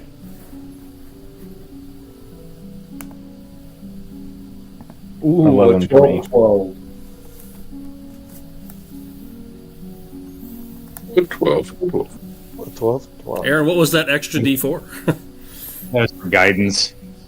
Oh, well, this was not couldn't guide this. This is That's 7. Okay, 7, 11, and 12. Interesting. So Alonis and Karak are good. The other 3. Okay. You guys make your way. As you're walking down this street, up ahead, you see, finally see, as he kind of turns down another side street, he does see another lamppost. There we go. That one, yep, that'll do. And he starts making his way towards it. This one's not in a side alley. This one's pretty close to a main street that he makes his way kind of over to. He kind of turns onto one side street and towards it. As you're all walking, the 3 of you that failed, which is Williwa, Urskar, and Aaron. What do you mean failed? What? I don't think I failed. You rolled a 12. That's a fail. I didn't know that. Nice. I know. I'm letting you know. The 3 of you, as you're moving towards it, you get a sense of worry, dread, concern. Is this a charm condition? It's not. It's not quite a charm condition. Okay. You get a sense of, just like a sense of dread. And Drew, this came over you before. Funny, you failed it twice now. It went away, but while you guys were standing in front of the theater, if you recall, it was four weeks ago now. I think you rolled an at one that time, or something, something to that extent. But something came over you, like this wave of paranoia. Like you felt it, and then it kind of shifted pretty quickly. But you all get this feeling. It's a mix of paranoia, dread, concern that just comes across the three of you. And feel free to RP that out if you want, but you definitely start feeling it in the back of your kind of mind. And I would say Urskar and Karak, Tarek, also you see him like, whoa, like as he gets close to that next light, as he's getting ready to stop, you see him. Oh, I don't know this. Man, I wish it wasn't so late. Man, what are we concerned about? Like, you're not what sure. are we dreading? It's like this feeling of like just almost like a sixth sense. Like you know, if you were walking down a like a really bad neighborhood and it like you're like this doesn't feel right. That's what it feels like. It's like the hairs on the back of your neck, but we literally have a bad feeling about this. Yes, you have like a bad feeling. Yeah. Okay. Yeah. But it's like, checking. but it's more than that. It's it's a little bit more. Add like another layer of paranoia, like that would come with it. Like not just a bad feeling about it, but like this is a really bad idea, almost kind of feeling that starts just bubbling up in your mind. All three of you. In your mind. Immediately go invisible. Wow. Okay. There it is. Kind of slow down walking and kind of I guess the walking. Are we so where I have like that? The rock is like in the middle of us or whatever. Yeah, and he's about 20 feet away from the next light, which is sort of it's next to you can see it's next to a fountain. This one, there's a couple of alleyways, two main streets. Once again, and there's a couple of lights in some of the upper areas of this street. Looks like maybe there's a restaurant or some sort, and the lights are still on, or some sort of a communal building up on the second floor. The lower level's all dark though. It's quiet, dark, and dank still. But yeah, he walks up towards it, but as he gets close to it, you definitely see him look around, like this feeling of like I'm being watched, or like just kind of like, oh. I can't wait to get out of this area. Kind of stop and look at him and also a Croc right there. Like we got one fix tonight. Like maybe we can come back to like tomorrow night or something like that. I think let's call it a night. Like I don't think this is a good idea. We got one done and we ran into some people. Who knows what else is next? Like there could be something else here that we're not ready for. So let's just head back to the thing. I want to really focus. I got to look back after it's one of my village. We have to go back let's go back and get some rest. You say that and you turn around. Willy Wall's gone. Just Alonis, you're in the back. So looking around, I started looking around after that now too. Like parent, like almost heightened now because like all of a sudden like oh crap, where'd he go? Like yeah. And Aaron, I assume you're still staying in the distance, from the group. Yes, and I will also cast See Invisible so I can see Willy Wall. I'm glad I have something to see. Yeah, but beyond that, like also because I'm paranoid, I'm like maybe there's something like that I'm not seeing on the. You start looking around. Yeah. Alonis, what are you doing? Like, where would you have been? Were you kind of I should have colored that out more. Are you walking back with the group once they leave that light, like you were before? I assume, or. No, yeah, walk right with them. I'm gonna help. My plan is to help Jarek out this time. Again, after watching the learning. Right. So you hear Urskar say this, like maybe this is a bad idea. We should leave. He kind of goes through that. Willywall's gone. You probably don't even notice it right away because it is dark. But any response to Urskar? Come on, Urskar. We've walked all this way. I'm not leaving with just 200 gold. Don't be silly. Come on, Jarek. You got this, buddy. I'm going to help you. We got this. with the spirit of my cousin. My name's Tarek, not Jarek. Tarek, spirit of my cousin. The spirit of my cousin instilled in you. Give him a bardic inspiration. Oh, wow. Okay. Yeah, I mean, we're right here. He starts pulling out his bag. Yeah, puts you got this, buddy. Come on. Lights up his flashlight. I'm here to help. What are you saying as Urskar says this? I'm gonna. Well, I'll look over at Urskar and say, "Are you sure you feel like that's the right idea? It might promote detrimental work ethic in our compatriots." And as much as I know, like, we're the best ones here, we have to. I think we have to still protect them. So I think the best idea, we should just like leave and get out of here and just maybe come back tomorrow. Like, I think it's just good. I think we've gotten some gold there. Like, I'll give up my share of gold. Let's just get out of here. I don't care. Let's just get out of here. What are you talking about? No, I'm not going anywhere. Jarek, let's go. Or Tarek, whatever your name is. Let's do this. It's It's probably your uncle or your cousin that's named Jarek. Jarek. Yeah. Well, he does. His name does start with a J. That's true. Yeah. This one's not nearly as banged up. It shouldn't take very long. I mean, yeah. Maybe this will be the last one tonight. Maybe. Yeah. I mean. Yeah, let me get started. He opens. He gets kind of uses this fountain side as like a step to like kind of get up to it and kind of starts pulling it apart. We have got an extra 1d8 from me. Okay. Oh, thank you. I will use that since you gave it to him.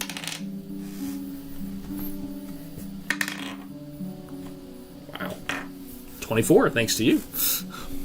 Hell yeah. That's what he's doing. So, Urskar, he doesn't seem like you've convinced him to leave at this point. Then I want to start, like, frantic. Like, remember, like, before I was, like, doing some investigation or whatever? Yeah. Kind of frantically doing that around the area, like, just kind of, like, almost, like, desperate to find some evidence that we should get out of here. Okay. Almost to the point where I almost think I'm, like, trying to make up something, like I'm seeing something. Okay. Like so, look at this trap over here. Basically, something like that. Like, I'm trying to think of anything I could find that would give us a good reason to get out of here. Got it.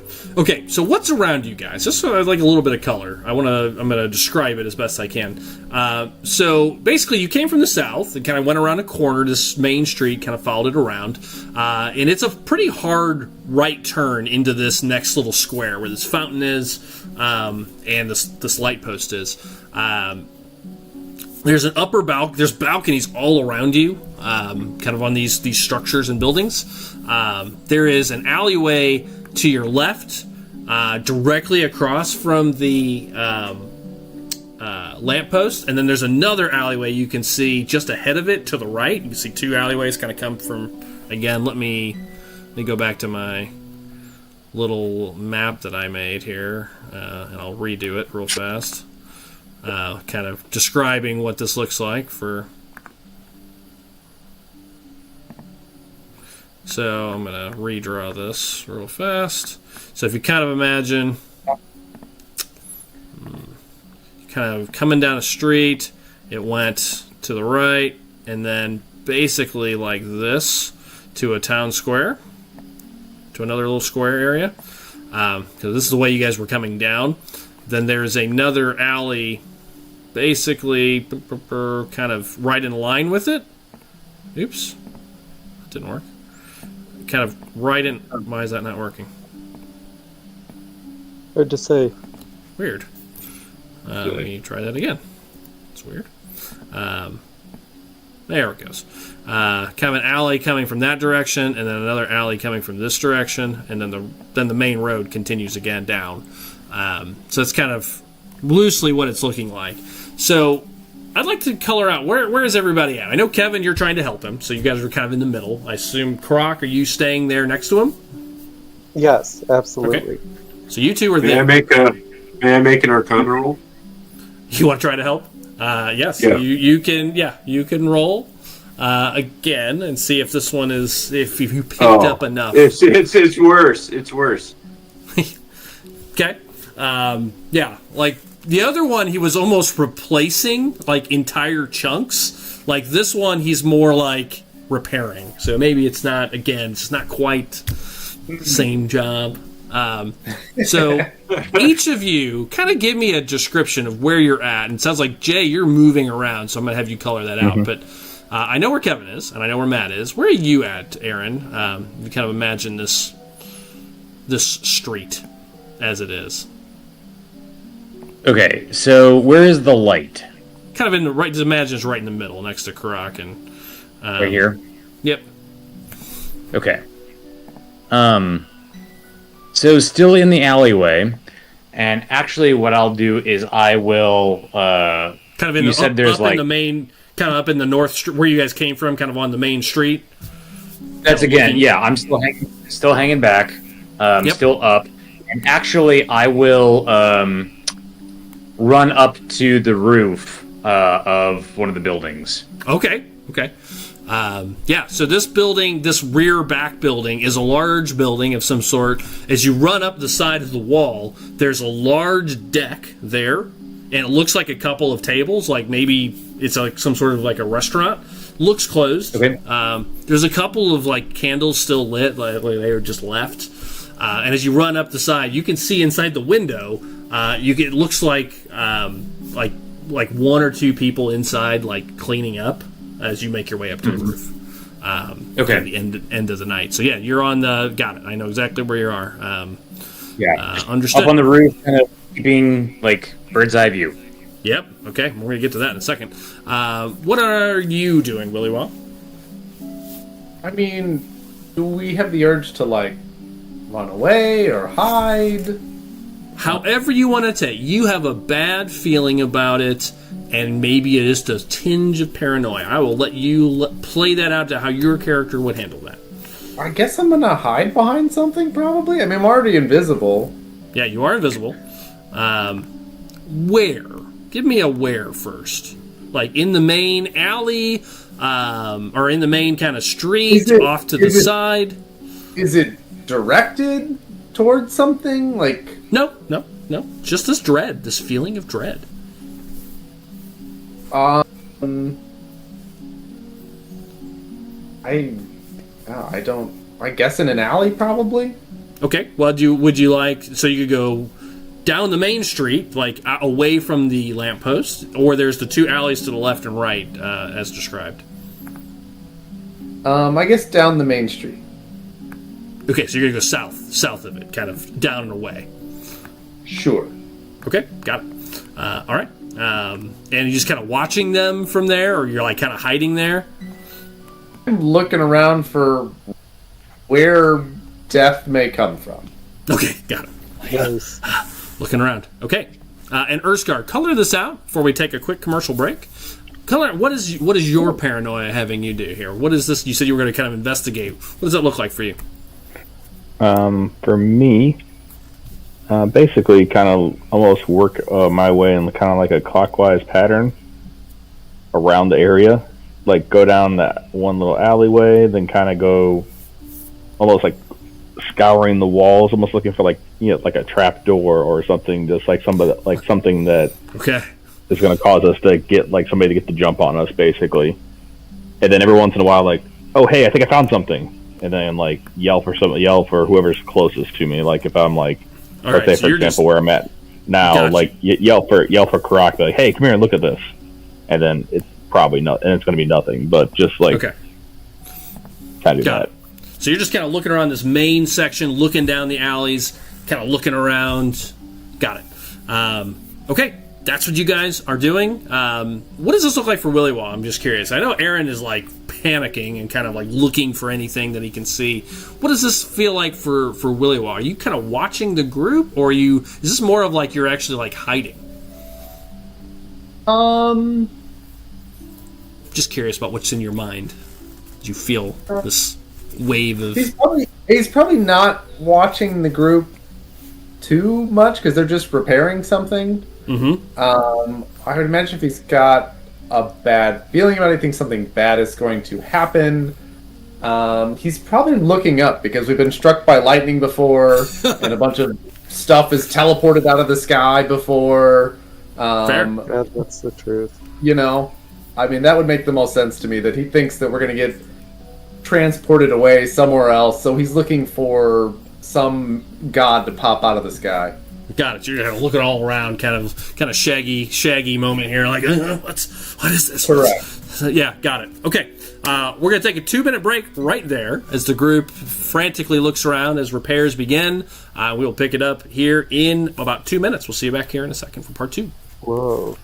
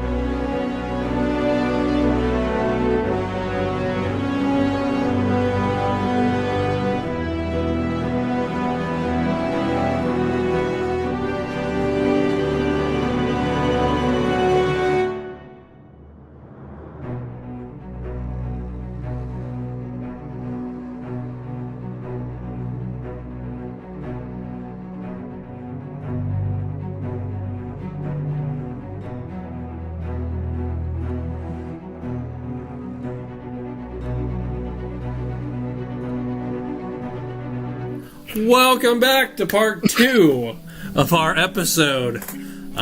In part 1, our adventurers have made their way into Lowtown, thwarting off a potential encounter with a mercenary that was there appears to have stopped you guys from repairing the light. You scared them away, and ultimately they left. As you guys have continued making your way south, further into the Lowtown area, you came to the next light, but on your way, you started to get a feeling of dread. And where we left off, Drew had ran up the side of a building, up onto the roof. Elonis was helping repair the light. Karak was guarding. Urshgar is frantically looking for the cause of his fear and paranoia.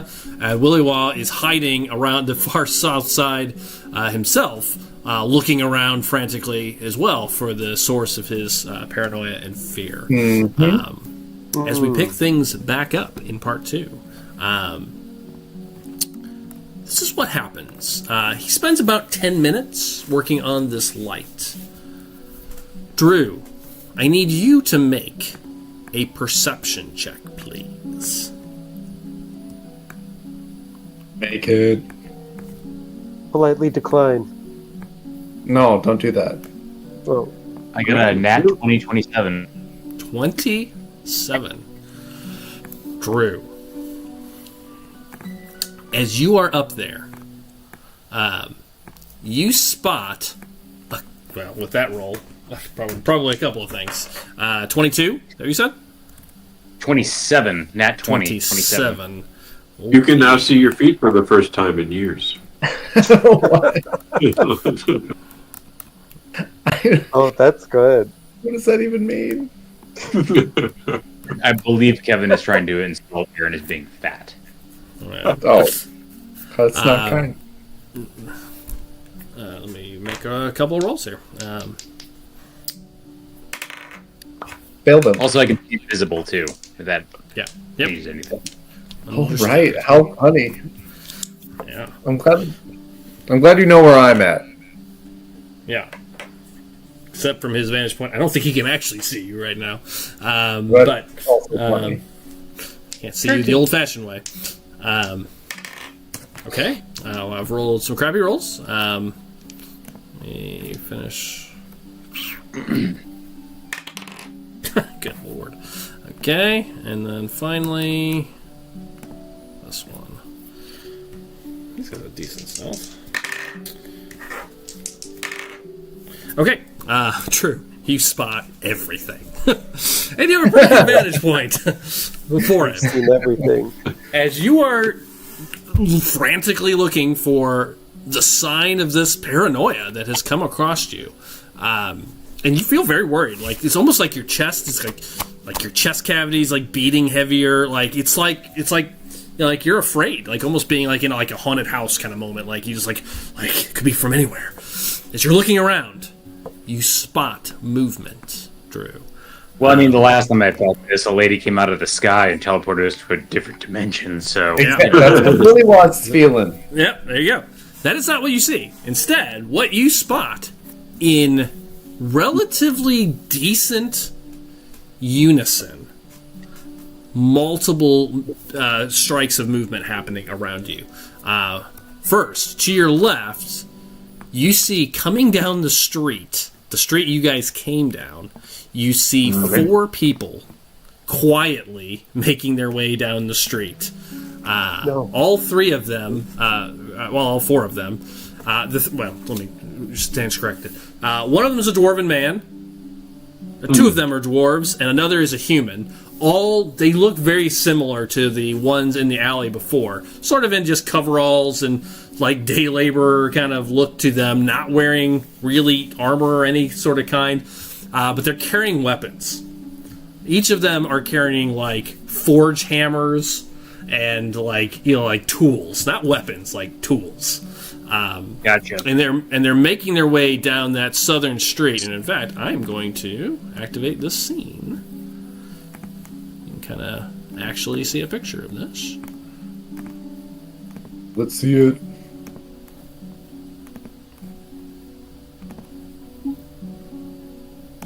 Okay. So Drew, you see 4 people. So there's those 3, and then the 4th one looks to be dressed a little bit more like, definitely not like Vincent, but sort of a similar cut to their clothing as far as they're wearing like studded leather armor and really just sort of a very basic sword that's drawn, but it's an actual weapon. Looks like a sellsword of some sort, kind of making their way down, leading these 3 people down the southern, or down the northern side, and I'll put them on the map. Kind of coming around this corner here right now. So you see them kind of moving their way that way. This round, from your vantage point, you would not see that. You would not see that. Okay, there's certain things you wouldn't be able to see just because of where you're at. All right. Oop, I lost something. I hid stuff. I can't find it on my map. All right. You see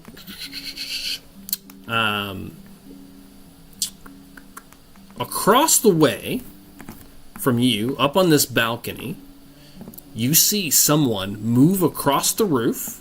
So I'm going to highlight it directly across from you. You see someone move across the roof quietly, trying to be stealthy. Again, your roll was phenomenal. And you see them drop off, staying into the shadows, but you see another person drop off with a crossbow. Kind of drop down. Also looks a little bit like a sellsword, just kind of dressed in leathers and kind of like a loose cloak. That's what you see, but you also see 2 more on the other balcony across the way. You see down further south, you'd be the only one that sees these guys, sorry everybody else. You see 2 more on the balcony to your south. They come out of the window. You see them open up the windows, and you see them coming out, and you see them kind of lowering crossbows into the street. And then the last one, you see 1 more appear up on the rooftop, on the other balcony. Comes out of the window up on this other balcony, also with a crossbow, comes out as well. That's what you see. This is sort of round 0 moment, because you did spot them. But you see these people kind of moving around from all sides, and this group coming down the street at current. Okay. I'll give you a 6-second kind of moment or action, sort of pre-whatever, but you can see there is clearly an ambush waiting here. You know, they were just kind of waiting. You see them start moving out from all directions, you know, from north as well as from these balconies, kind of coming out of the windows and just kind of quietly. Everybody else, I would say Alonis, since you're helping or trying to, with disadvantage, Karak with it. What's that? Oh, I'm helping for sure. Oh, I know. So I would say Alonis with disadvantage, Karak with regular perception, and Urskar with regular perception, to see if you hear any of this movement, because there's, you know, it's on wooden balconies, like it's not quiet. They're trying to be quiet. I got a 17. Okay. Alonis with disadvantage, please. Oh, sure. I got a 7 because of disadvantage. Okay, so yeah, you're paying attention to this light. And then Urskar. 22. 22. Okay, so yeah, you would hear it. You and Karak start to hear some movement, kind of boots on wooden planks, you know, like I'm walking across the, you know, deck. It's not quiet. But with your 22, Jay, you hear very quiet footsteps down in the alleyway, kind of to the east, to the southeast. You hear bootsteps from there and from over here as well. Drew, you wouldn't be able to see, you know, from a vantage point there, wouldn't be able to see down there. But you hear footsteps down below. It's not going to help Urskar's paranoia at all. No, yeah. You're sitting there, and you hear like, "Tudunk, tudunk," and then you hear steps kind of all around you, and they're coming from all directions, Jay. So let's just go around the table and see how everyone would react based on that. And Willy Wah, I'm going to give you one roll, one check, because you would have a vantage point on one of those alleyways from where you're at. I'd be curious to see if you notice these people. Perception check, right? Yep. Let's At see if advantage? No. Oh, okay. Got it. Probably with disadvantage, since you said you were looking up. Well, they're up. No, it's fine. Regular. I got a regular 4. Well, that sounds like a Joel perception check if I ever heard one. Sure does. I like the D&D Way to go, beyond has Albert. kept you solid. My perception button is broken. I'm now just going to roll a different skill instead of perception. Just roll a straight D20, and then you can do I'm something plus. I'm doing animal handling from now on for all perception checks. Okay. Roll your just out of curiosity, roll your animal handling. Let's see what my animal handling check would have been. Yeah. 17. Thank you very much. Yeah. So you're looking up at the sky. You said it. I mean, you're just not looking down that alleyway. You're like, what, there's something around here. Maybe looking south, even like further south, like looking down the main street, kind of at the light, and kind of like, is anybody coming down that way? You're just kind of looking away from everybody else. Urskar, you color out what you would do. As you hear all this stuff, what would you do? And then we'll finish with we'll go to Croc, then Drew, and then we will move into an actual first round. Okay, where was the sound in the alley again? Kind of down this alleyway, and you heard them all. Okay. And down this alleyway. I'll be 100% honestly, my screen is black, so It's because you can't see in the dark. Yeah, so I kind of like Hold paranoid. on, I do have to put one little light on because his flashlight's on. So hang on, let me put that on. Okay. There you go. There you go. You have a little bit of light now. And I will turn some night vision on for you because you do have some night, just like 10 feet of your own vision. I gotta put that on. There you go. But again, you're hearing this footsteps. Yeah, Yeah, correct, you're correct. definitely hearing them. Yeah, you just can't see where I I'm was pointing. just saying because my screen is black. I was trying to say which exactly was that. Yep. Look over at kind of like spin almost 360, like looking around because I'm hearing footsteps everywhere. And then look over at Croc, and then Yep. whisper. I say it loudly, so I talk loudly. Croc, they were this way. Come with me, hurry! And then rush off towards the sound. Okay. Croc, you heard only the ones above, because I rolled 2 rolls against your stealth. You hear the ones up above, up on the balconies. You do not hear, you did not hear the ones on the ground. Maybe you were focused more on the upper ones. So you hear Urskar go charging away from you into the darkness. What are you doing? Well, Urskar, I don't think I should leave him unattended. I still rush off, by the way. So I'm just assuming just he's gonna behind run? me, but Okay. yeah, I'm assuming he's behind me because of the paranoia. I'm just going To the left or to the right, Jay? This one's closer. This one's further. Which way would you go? There's a little bit of light down to the south, though, that you should be able to see, I would assume. I would assume that. Yeah. I'm going to say because of the paranoia, I would go to the closest thing possible and not think about more of the strategy part of it. I would go to the closest sound. Got it. All right, so you run just kind of blindly that way. I'm going to move your fig just kind of in that general direction. Yeah, 5, 10, 15, 25, 30, all 30? I think I do have. Yeah, I actually have higher than that. Hang on. I have 40 technically.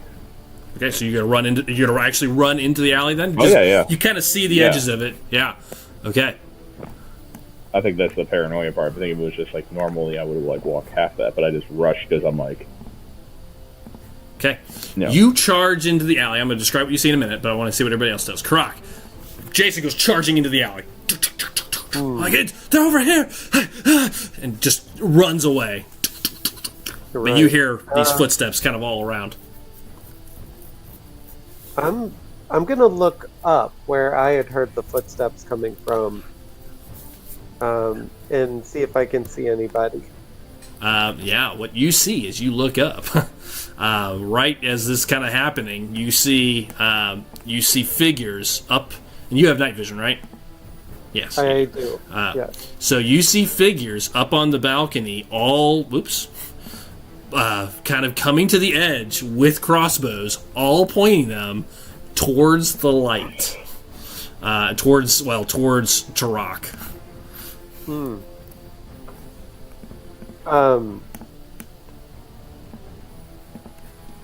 How far up are they?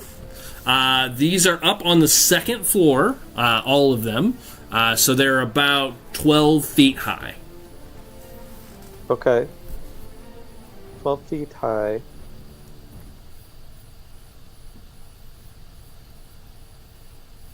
And how close are they to each other? Not very close. Well, they're across the street from each other. Yeah, they're not close. The two balconies are probably 40 feet across, and then the other one behind you hear one behind you as well. It's pretty far back, about 40 feet back behind you. Okay. I will stand in front of... I will run and stand in front of Tarak. Okay. And can you... I know you can take a dodge action. Can you take an action to, absorb damage from other people? Because there's a clear mission objective here, I am perfectly fine with that.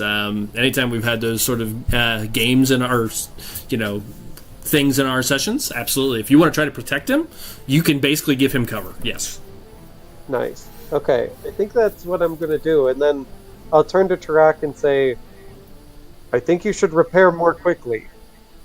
Okay. Well, that's going to be my question. Do you want him to hide, or do you want him to keep working? So, I say keep working, and then look over at Alonis and say, Alonis! And then nod my head towards the people up top. Yeah, you don't even notice anything. You're like, what? Huh? Okay. So where'd everybody go? Yeah, I would say as you look down, as he says that, you look down, and what you see, and you have night vision, right? You see Jason Erskar just go tearing off down into an alleyway, screaming. You're like, they're over here! And just runs away. Whoa.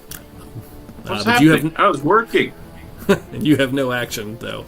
Drew, last person to react with the I saw something rolls.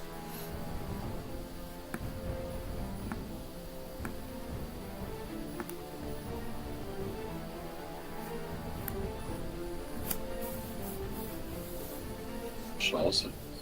You're muted as well. So I am. Okay. I am going to bonus action cast Hungering Blade on my bow. Okay. Which for the first turn, for the first time on your turn, the target takes necrotic damage equal. Okay, never mind. Hold on a second. Let me back up. For the duration, when you hit a creature with an attack using the empowered weapon or unarmed strike, for the first time on your turn, the target takes necrotic damage equal to your spellcasting modifier. So basically, just add necrotic damage to my bow. And then I'm going to take a pot shot at this particular person over here. Oh, okay. So you, take a shot. Go ahead and take a shot. You have surprise on them because they did not see you. I did check for that. So go ahead and roll with advantage, but take a -1 to the roll. Uh-oh. For being scared. Exactly. That's exactly right. Scared. Scared to kill. I got a nat 1, so that I'm going to count that as a natural 20. Yeah, it is a natural 20. Nice. As you send this shot out, go ahead. What's your normal max damage? Already.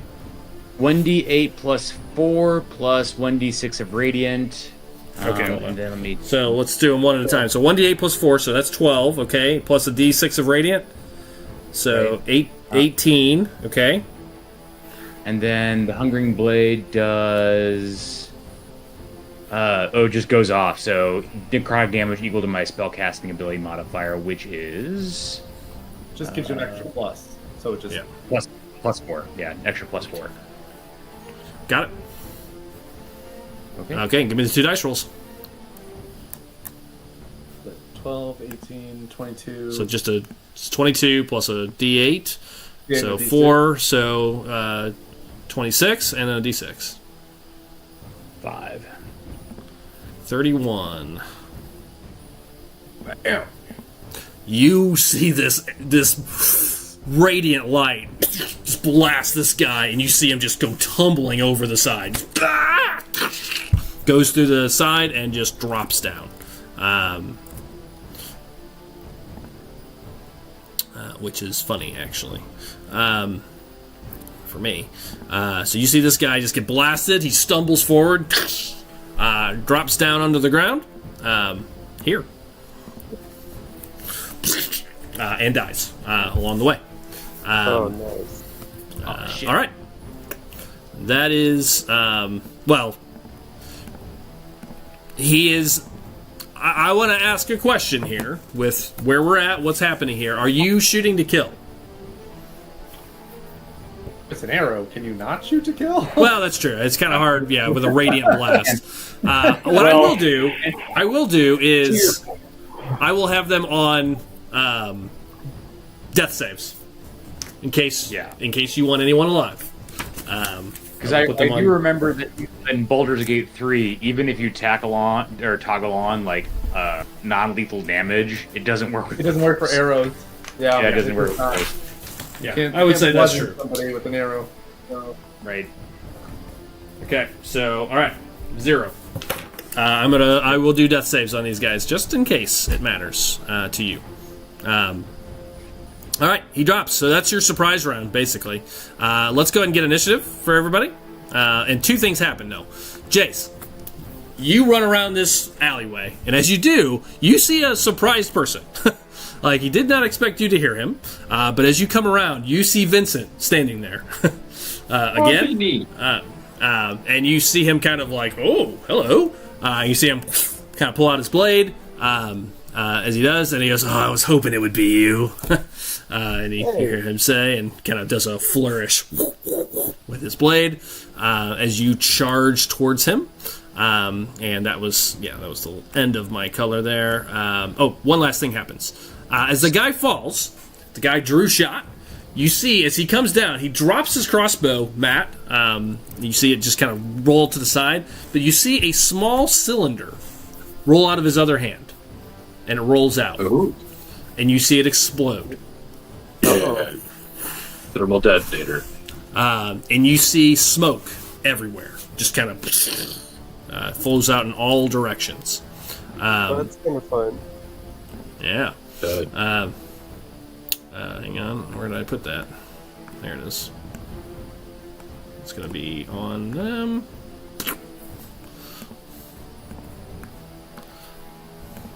What the? Okay. Yeah.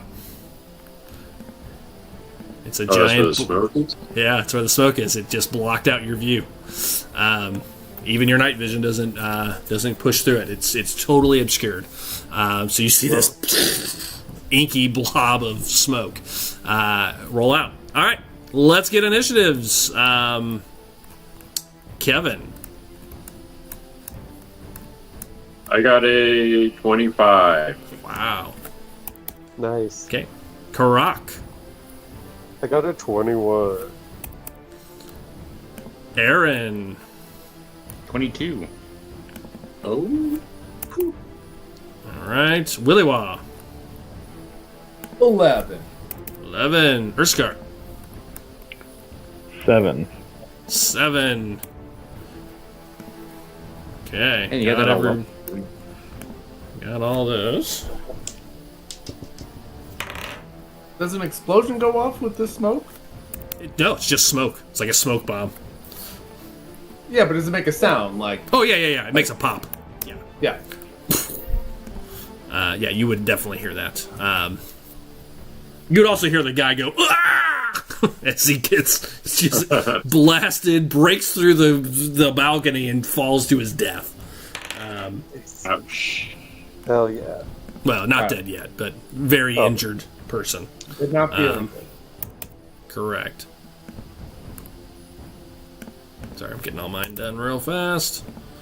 Vincent? Ooh, nat 20 on his initiative. Better use there than I suppose on his next attack. Alright.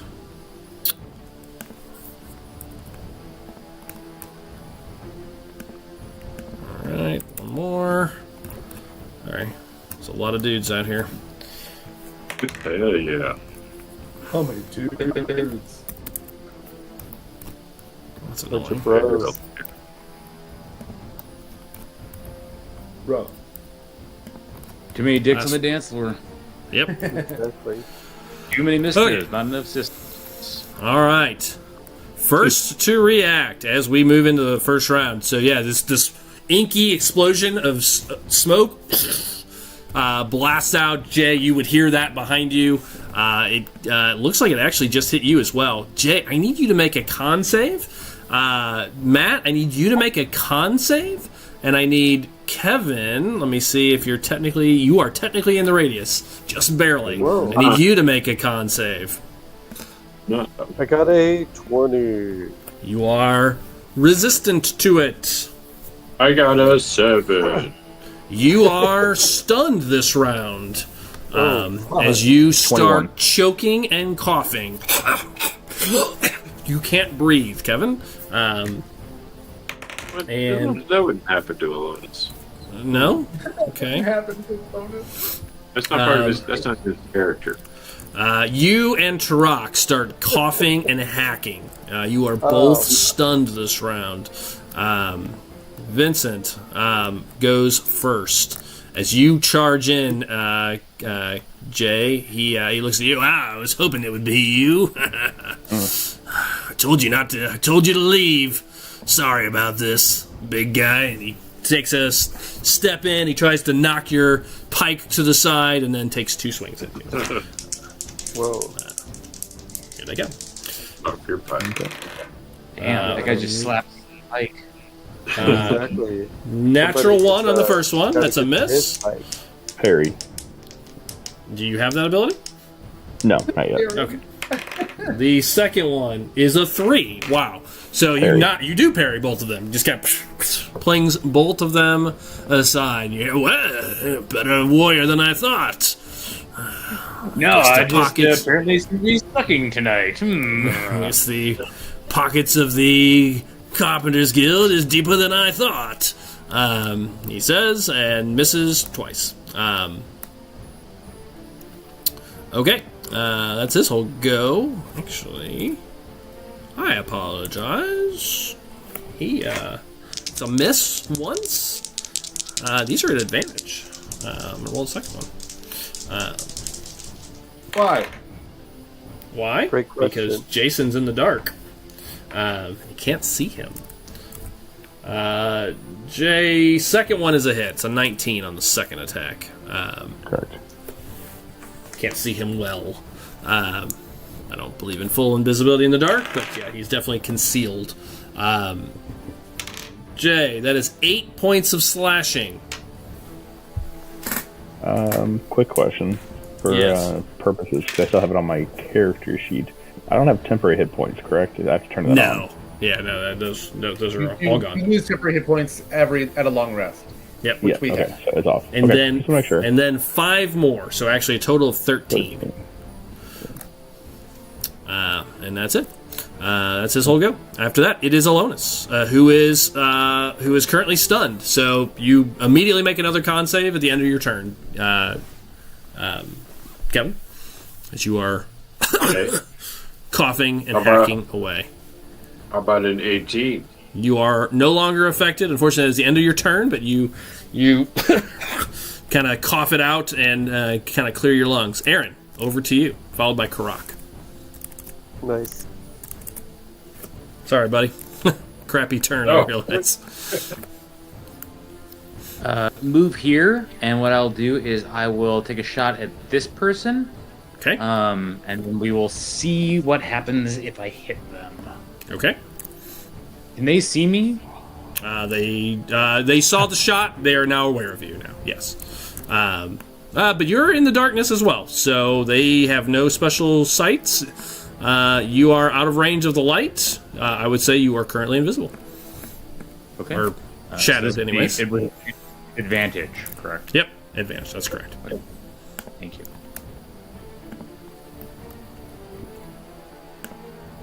17. So 16 then, because you do have a -1. Right. Currently, so it's 16 on this boy. I think that's still a hit. Yep, still a hit. So what we're going to be doing is it's called a perforating shot. It's a bonus action, and so you attack. As your attack hits or misses, the weapon or ammunition transforms into a 5-foot line of magical energy that extends out to the weapon's normal range. The line includes the attack's original target. Each creature within the line makes a dexterity saving throw, taking force damage equal to the weapon's normal damage on a failed save, or half as much on a successful one. Okay. So it's basically a ricochet. Ricochet. Yeah. Okay, got it. All right, so do the damage on the first guy. Let's do that first. Okay. This guy's dead. The first one. Gotta delete him.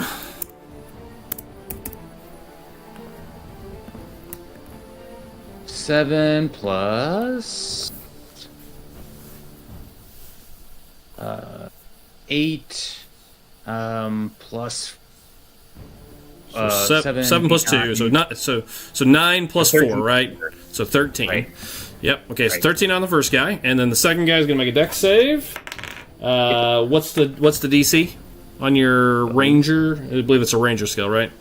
A ranger It's actually it's a dex 15. Dex 15. He failed. I think. Hold on. Where'd this guy go? Yep, failed. Okay, So he just roll. takes that. You just take the first, so the regular weapon's damage. So it'd be just the first part to that roll. Equal to the weapon's normal damage. So right, 7. Exactly. So 7 on that one. Okay. Yeah, so he'll but take 7. So the first guy was 18, right? So, No, 13. yeah, 13 Done. and 7. Got it. Yep. Not 18. Yeah. All right. Yep. 13 and 7. So they each get zapped. Ah! Damn it. Okay. Anything else, Aaron? End of turn. End of turn. Croc, over to you. Nice. All right. So I just heard a series of sounds as people were like saying, "Oh, damn it," and then they Yeah. were like fighting and stuff. Yeah, you hear arrows. You hear some swords plinging down south of you. You are blind currently where you're at. Right. So you can move kind of randomly, one hex at a time. Any movement you want to take, if any. Or you can continue to block. You know where Tarek is. He's behind you. You hear him coughing and hacking. He's currently incapacitated. You can decide, what you want to do. He's going at initiative 2, so he's at the bottom of the initiative. I think I will block. If I block, I lose my full turn. Yes. Yeah, I mean, if you want to use your action to cover him, yes. Give your bonus action. So then I'll. All right, I am gonna block for him, and then I will turn around and I'll tell him, Tarak, you need to get back to work, and I'll give him a bardic inspiration. Oh, okay. Yeah, because he's just like trying to breathe this smoke in. Okay. Anything else, Karak? That's it. I'm just gonna. Love it. I'm gonna wait and guard. Okay, love it. Well, your chance to guard is coming up. Here we go. The south group begins to make movement. Coming in, starts running in. 5, 10, 15, 20, 25, 30.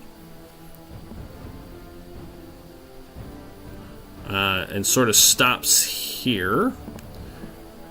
These 3 will come down as well. Kind of waiting. We're gonna take the dash action. I gotta charge up to this point, right at the edge of the smoke. But they're not stupid enough to come into the smoke. They kind of wait at the edge of it. They all took the dash action, so they can't hold ready actions. But they're all kind of drawing. They're all kind of drawing out.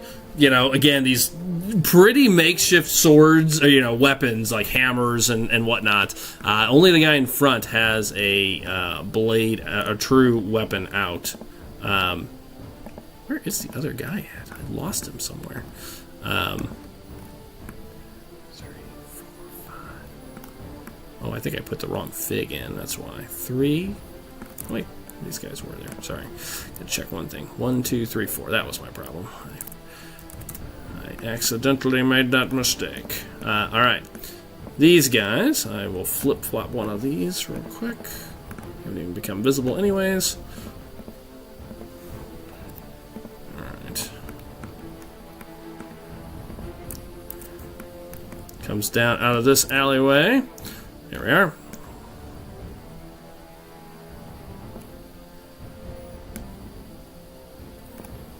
Comes to here. They each kind of stop there. You did declare hiding, Willy Wah, so could you make a stealth check for me for your original hide? I'd like to see if these two notice you. Oh, you're invisible. Never mind. They don't pay. Be invisible? No, they cannot. They completely look towards, and you can tell. It's like what you see as they get there. These two do have held actions now. They're just waiting at the edge of the smoke for anybody to come out, and they're just going to whack him over the head, pretty much.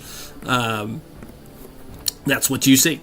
And that's their whole go. And then the archers start opening fire. The one across has seen you take 2 shots, Drew, so kind of knows you're up there but can't really see you very well. Is going to take 2 shots at disadvantage with their crossbow at you. First one is a natural 1 because of disadvantage. Second one was a natural 20, but because of the disadvantage becomes a 15 plus 4, I think. Hold on. What's my plus? Plus 4. It is a plus 4. 19. So 1 hit. But almost a natural 20. Rolled off. For 11 points. An arrow sticks into you. Wow. Yeah, it was a good shot. Okay. The others open fire into the shadows. Matt, because you took the cover action, these are coming at you. Nice. These are all still at disadvantage because they can't see into the smoke either. Oh, yeah. Here it comes. That is still a hit. That is a 20. So the first guy. Accepted. Okay. Second shot from that guy is a 16. I'm not wearing armor, so I currently have a 14. So that's a hit. Second one, and you're kind of making yourself big. That makes sense. You're like trying to like protect this guy. Next one misses, and next one just misses. 13. One just skids over your scales. So 2 hits for 22 points between the 2 of them. 2 arrows. Yeah, crossbows do some serious damage. They're heavy crossbows are a D10, and I've rolled high on all of them. 2 arrows sticking to your shoulder. All right, that's all the archers. I believe that's everybody except for Willy Wah and then Urskar cleaning up. Willy Wah. I'm gonna roll my con save real quick. Is my roll a D? Is it a D6 or a D8, Matt, for his inspiration that you gave him? Oh, I think it's a D6, but hold on. Let me check. I'll roll a D6. If I need to change it, I will. It is. It's a D6. They're dirty, Jay. Clean them up. Still stunned at the end of the round. Damn. I rolled 3. And a 6 on your D6, as it were. I almost made it, but not quite.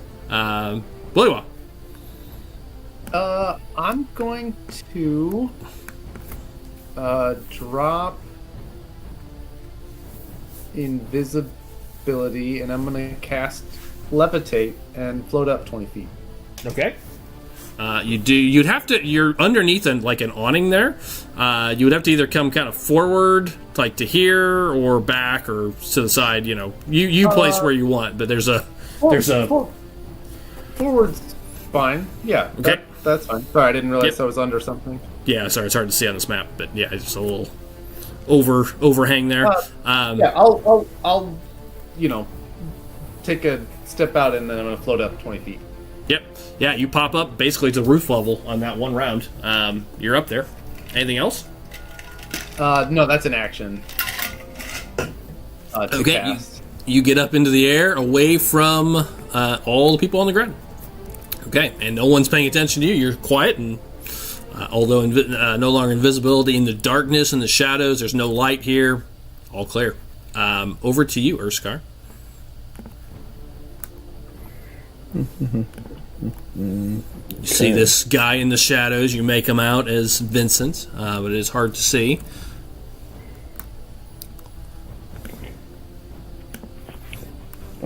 Look at him as he actually hit me twice. This is saying, you should have left us alone, and then roar and turn on rage, bonus action. And 2 swings, please. Okay. These are unfortunately going to be at disadvantage. I will do reckless then. Okay, these are straight. I love it.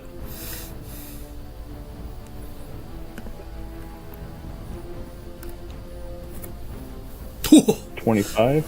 You stab him, and you are -1 as well, just like Drew. FYI, but still a hit for sure. And then 14 then. 14 on the second one. That is a miss on the second one. He blocks it, barely blocks it aside. Gotcha. One hit though. So 1 hit. And you get the extra rage damage because you are raging and reckless.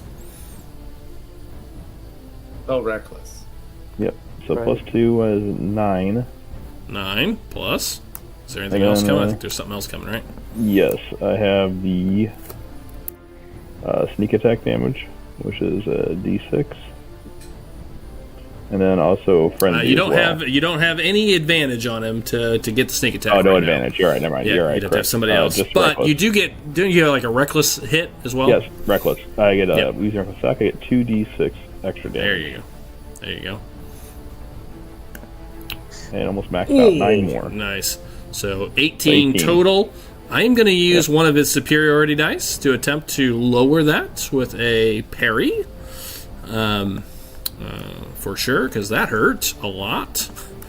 I'm going to use one of those and take back parry plus your dex mod. So okay, so 18. Okay, got it. You see as that hit comes in, he definitely blocks some of it aside with a parry, and he kind of pushes it up into his shoulder. It doesn't quite hit the way you thought it would, but definitely nicks him pretty good. Aha! Quite the warrior, aren't you? Heard of your people? Never met can I do one. topple? Can I do topple? You hit him. Yeah, it's a con saving throw is DC 8 plus 3 plus the ability modifier used the attack, which is 7. Should be 15, I think is the save. I think it's 15. You trip him. Falls to the ground. Okay. Anything else, Jay? Did you turn that on? Turn that on. This is a bonus action to turn my ring on. Is that? It is a bonus action. You raged, so okay, I can't do that this next round. Next round. Yep. Okay, I'm good. Top of the round then.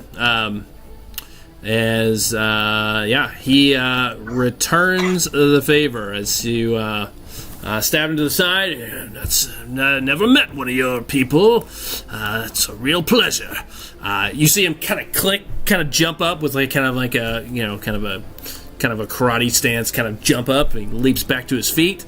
And then he is going to, he's going to take just 2 more swings at you. 2 more swings. Wow. Miss, even with advantage, as you block one aside casually. Didn't even have a prayer on that. Second one, oh my god. That's a 1 and a 3. So, 2 rolls with advantage. I didn't roll higher than a 5 on any of the dice. So that is 10. What's your AC? No, wait, don't answer that, actually. I'm going to decide if this is worth using a superiority dice. 10. You're 75. wasted.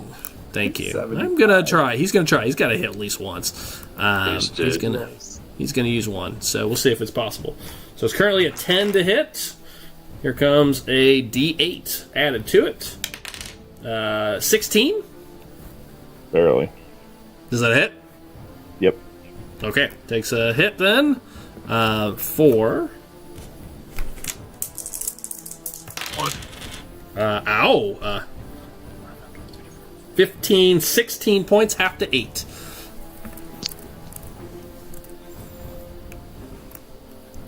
Right.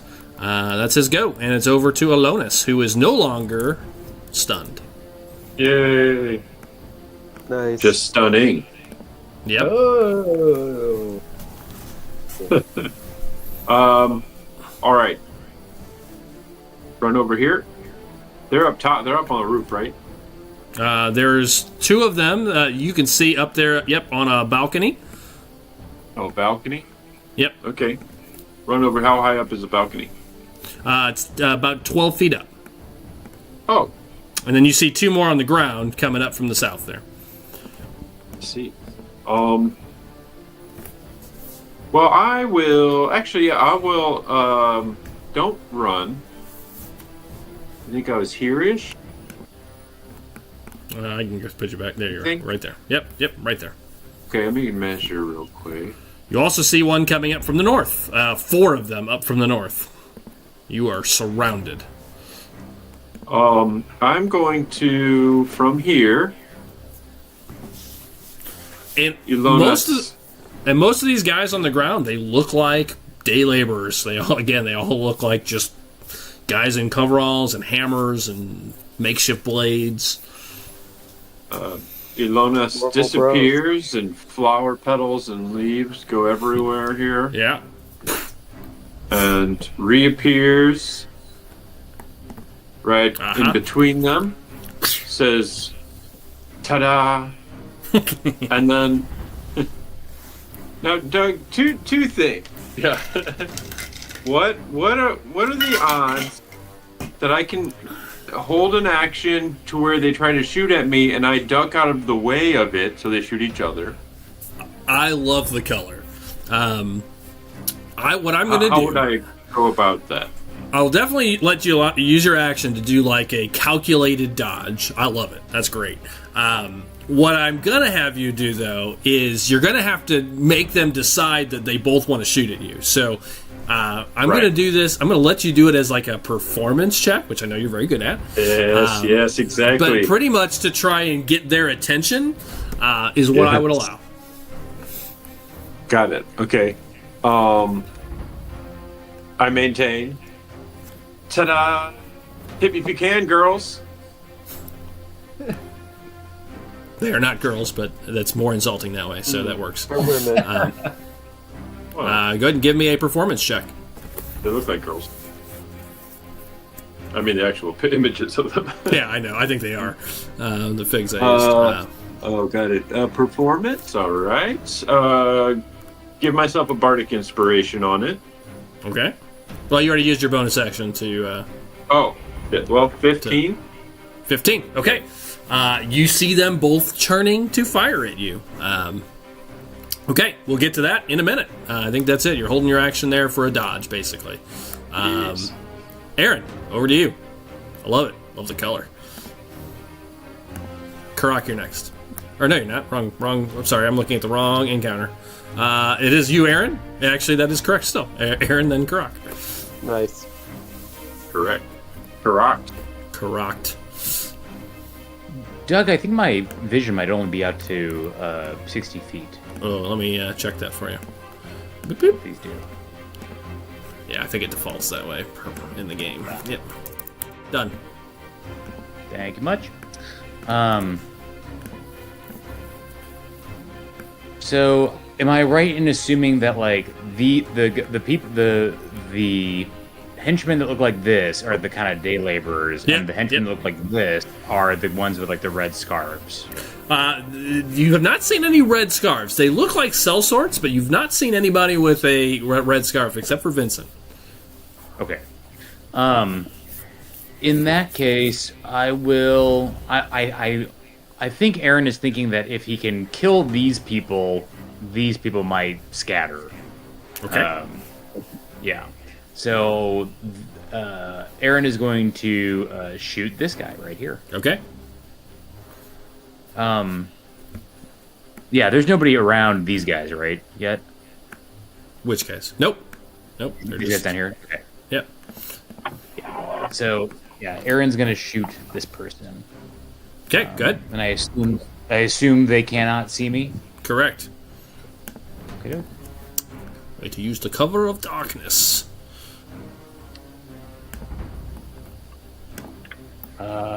25 to hit? So, well, it's, 24. So, hit. Yeah, 24. That's not the wrong thing. Ignore that. I don't know why it keeps rolling that. The Scorching Ray damage. I'm not touching Scorching Ray.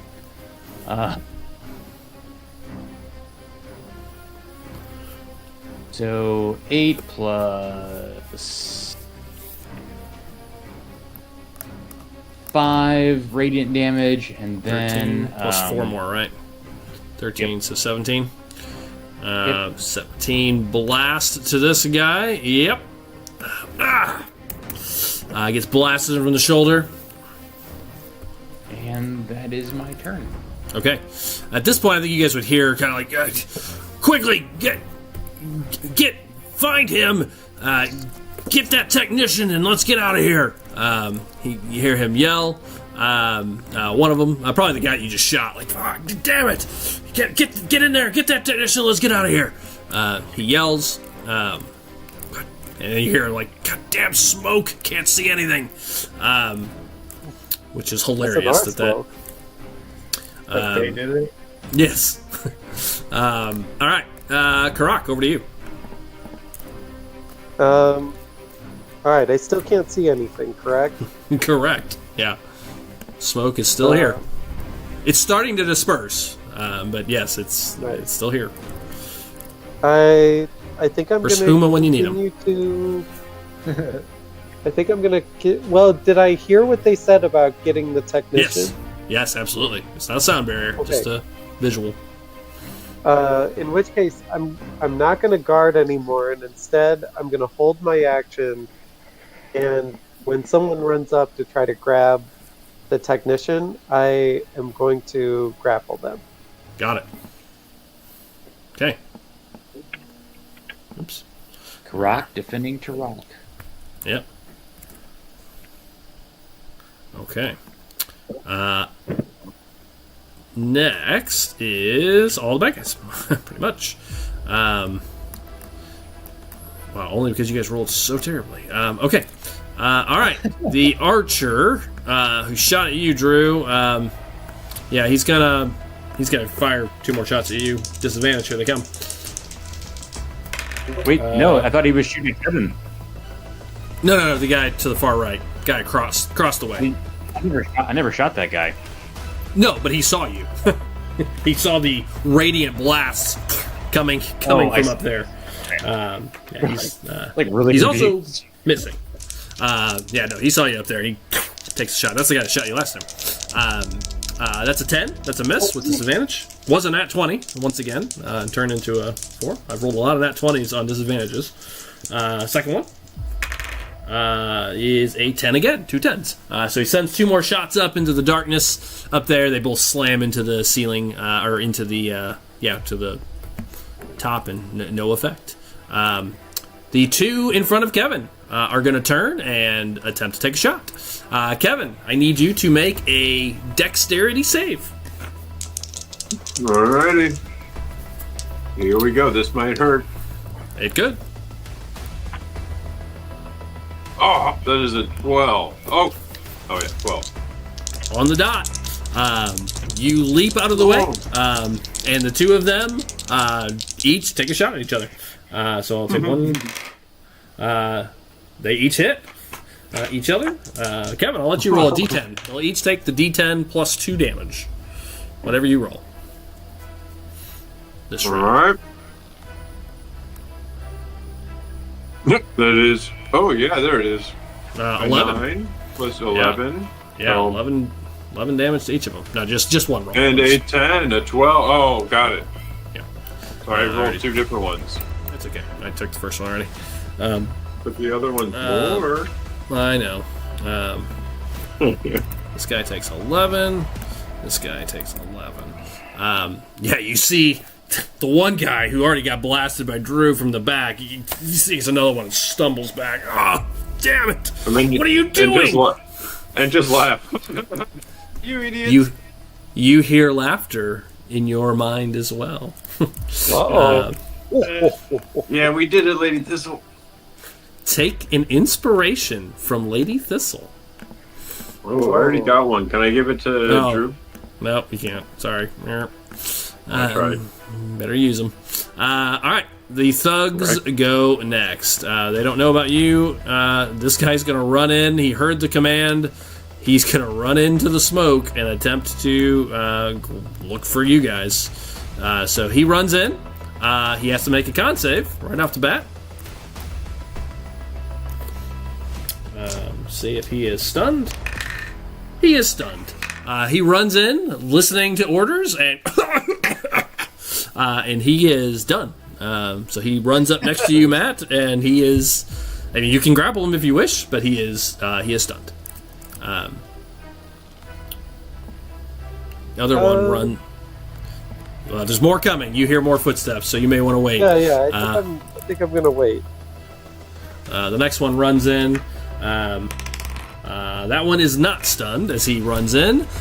He comes in, and you see him kind of making his way through the smoke. Very hard to see anything, but he kind of bumps into you, and he hears the cough. He's really kind of focused on the coughing, and you see this. You see one of the sellswords come up next to you. Your action goes up. All right. Time to fuck him up. Yeah, go ahead and give me a. Let's do our strength. Your athletics versus athletics. Nice.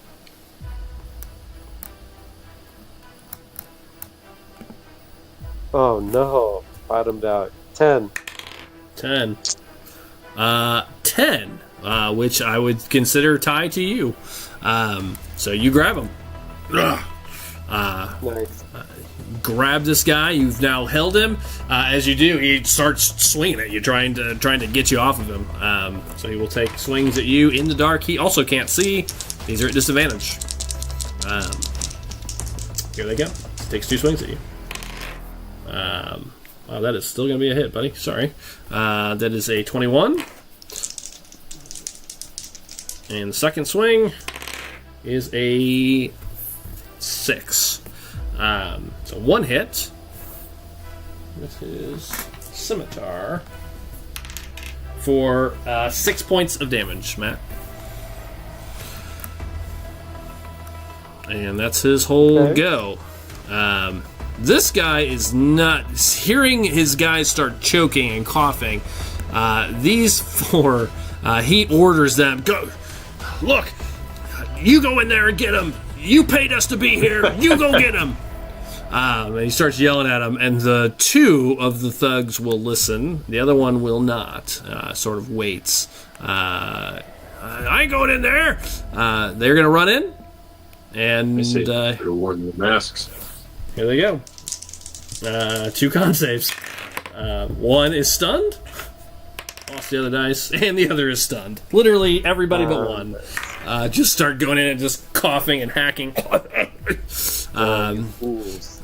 doesn't see anything else, and that's his whole go. So that's all there goes. Goes over to Willywaw, followed by Urskar. Excuse me. I'm gonna. We're all doing it. I'm gonna go up another. Yeah, I know, right? I'm gonna go up another 20 feet.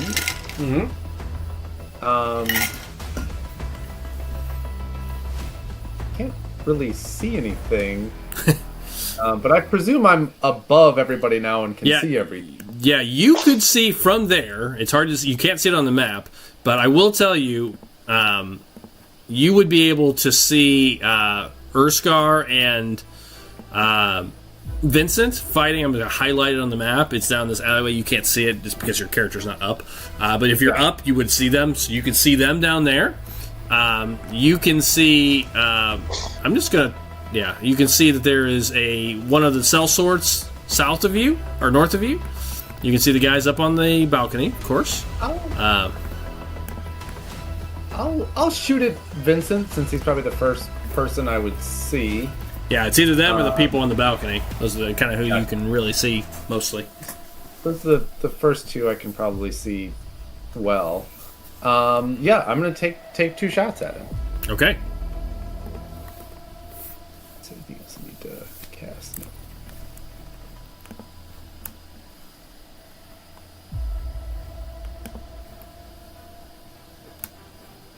Can he see me? No. Oh, so will these be an advantage? They would be. Sweet. Here they come. The first one is a 26 to hit. Oh, that'll hit. -1. And the second one is a hit. 26 to hit. So 25. Hit. And just for... I did make my death save on the one guy who's down. FYI. I made a roll. I'm not going to tell you if it was success or fail, but I did make it. 24 points of damage total from the 2 shots. Ow! I'm gonna definitely parry one of those. Attempt to reduce some of that damage. 24. Holy smokes! Goes another superiority dice. Yeah. Okay, got it. Ow! Still hurt quite a bit. Anything else, Joel? Nope. That'll end my turn. Okay, Urskar, over to you.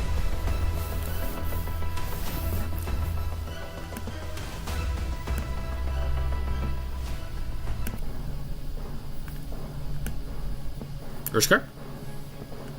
Jay, you're muted. There we go. I will go ahead and bonus action turn my ring on. Okay.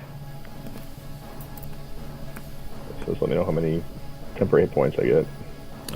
It should be on there. It gets... Isn't it a roll? It's 5, then, 5. I think. I thought it was No, a I roll. think it's just 5. I think it's 5 every round. Yeah, it's 5 every round then. Okay. Yeah, 5. Yep. Okay, I'll add it in there. And... something anything else I can do. Just 2 attacks, please. Okay, go ahead. Reckless, just to make it even. Okay, even shots. Anything else I can do here? And the answer is no. So 2 attacks. First one. 17. -1, 16. 16, let me check. Go ahead and roll the other one. 16 is a miss. 26. 25. That's a hit. All day long.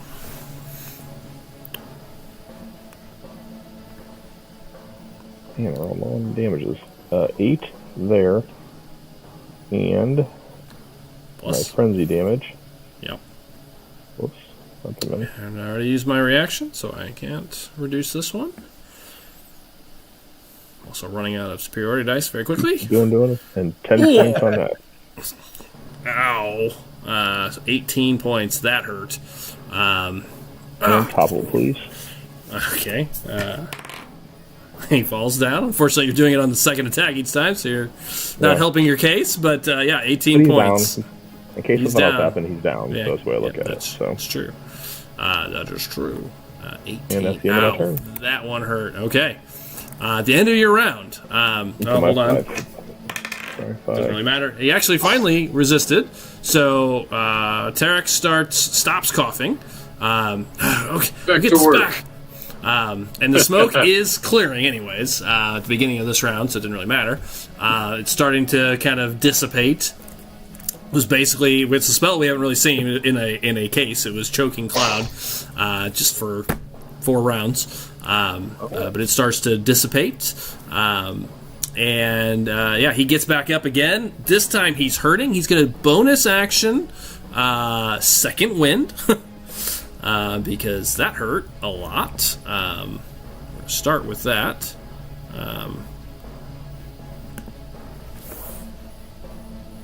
Okay, the bonus action draw limit of 1d10. It's not much. Oh, no one, and I didn't roll very good. I rolled like a Drew. Yeah. Drew's typical. I roll like a 1 or 2 on that, like every time, and I'm like, what? Yeah, I'm was really a 3. regretting taking that fighter dip. I was like, this sucks. It was a 3. It wasn't much better. All right, he is going to stand up, kind of take a deep breath. Now you're stronger than I expected. I better finish this before I get into any more trouble. He comes at you 4 times because he's going to action surge at the end of it. So here they go. First attack is a hit. Second attack is a hit. I'm going to stop there before I action surge. I don't think you're going to go down, but anyway, these are all at half, so I'll just keep going. Third one. Is a... What's your AC? 16? 15. Oh, that's a miss. Roll a 14. And the fourth one is a 20. So a hit. So not natural. Regular. So 3 hits from his attacks. Here they come. First one with the sneak attack damage. As he is a swashbuckler. There he is. Yeah, I bet he is.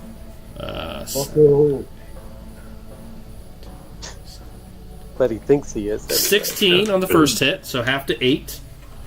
Name is Inigo Montoya. And then the 2 regular hits without sneak attack damage. Another 18, so half to 9. It's all totaled.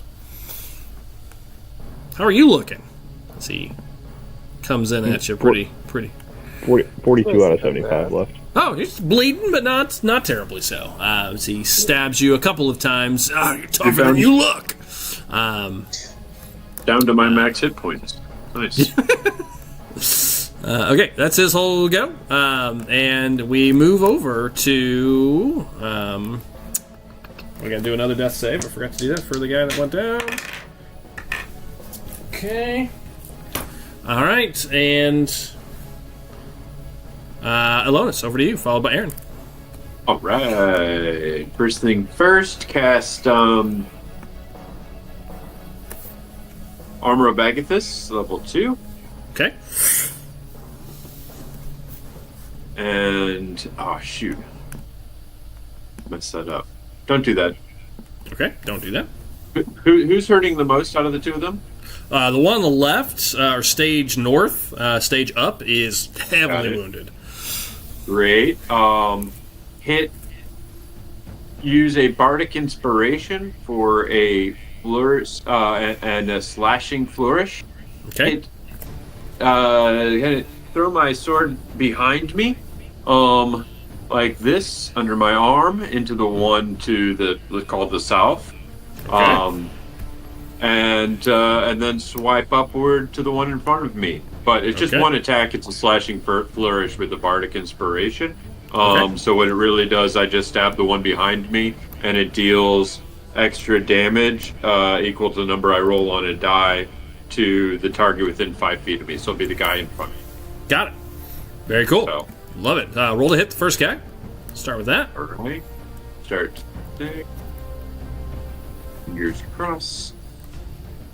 A natural 1. So 8. Is that a miss no matter what? Natural 1 always misses. Yep. You do have an inspiration, clearly, if you'd like to use it. Oh, yeah. I'm going to use it. Yeah, I'm going to use it for sure. Okay. Let's try that again. You were due after your 3 nat 20s. Right? Yeah, I was due for sure. 21 plus, I get the... Okay, hit. Okay, so hit on him. That equals... Wearing leather. I mean, none of these guys have high ACs. Except for Vincent. That equals... a 1 there, too. 7 points of damage. Plus, I think, Drew, how does this work? So I get another D damage, right, to both of them? So you do the slash. So it's the full attack on the first one, and then the second one is you don't roll anything. It's just it's just the die roll, no plus.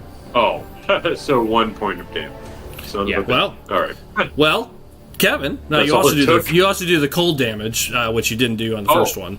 But Oh, yeah, forgot about that. interestingly enough, they had 7 behind you and 1 in front of you, so they died, both of them, as you flourish it around. Even with shitty rolls, they Great. both just dropped. Can I have an extra little attack as they start to drop to like push them both off the balcony? No, you killed 2 people. Just for- Let it happen. Just Let for it color? happen. Oh, No. it just feels like a very Princess Bride type thing. Where I was they just like thinking push the them over hallways the thing. side. Yeah. But 2 of them go down for sure. Hey, very Croc, good. look, I got them both. I cannot see. You can now. You can now. Your vision is returned. Oh, really? Yep. Oh, nice. And That's then what I look- can I make some Oh, there it movement? is. You may. I am going to say you were prone since you did dodge to the ground to not get shot. So 15 movement to Oh. stand up. Okay, so stand up, and then can I hop down? Sure. 10 feet down. Great, You want to fall? great. 10 feet. So that would be 3 points 25 of feet. That's 3 points of bludgeoning damage on your way down. Oh, my feet hurt. Yeah. Twist your ankle a little bit. Just- You can acrobatics that to avoid that damage Yeah, with a yeah, DC. acrobat. I don't think he would. He wouldn't do that. DC. Oh yeah, is- 21. Yep, you're good. No damage. You drop down. Great. And then I still have a little bit more movement, but I'll just hang here now and just take a bit of a defensive stance. Got it. Aaron, followed by Karak. As you see all these people running in towards the mechanic now, all shaking this off. This guy's dead, though. Oh, actually, Doug, in that case, I didn't see exactly what was happening. I'm sorry. I will move. I'll move over in front of him. Okay. Okay. I think you'd take an attack of opportunity if you did that, Kevin. You would. Well, You would I have mean, an attack I'll of opportunity. probably. Unless you go way around, if you can. I don't know. How much movement did you have left?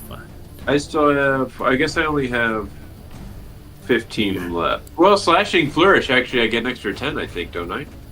Drew, you don't. So I Yeah. get. I think you can just make it. I have 25 feet to get there. Yeah, you can just make it. Kind of going around wide. Okay. Very good. Okay. Karak, over to you. Or Aaron, over to you. Yeah, I think I'm gonna shoot this guy again. Again? Yeah.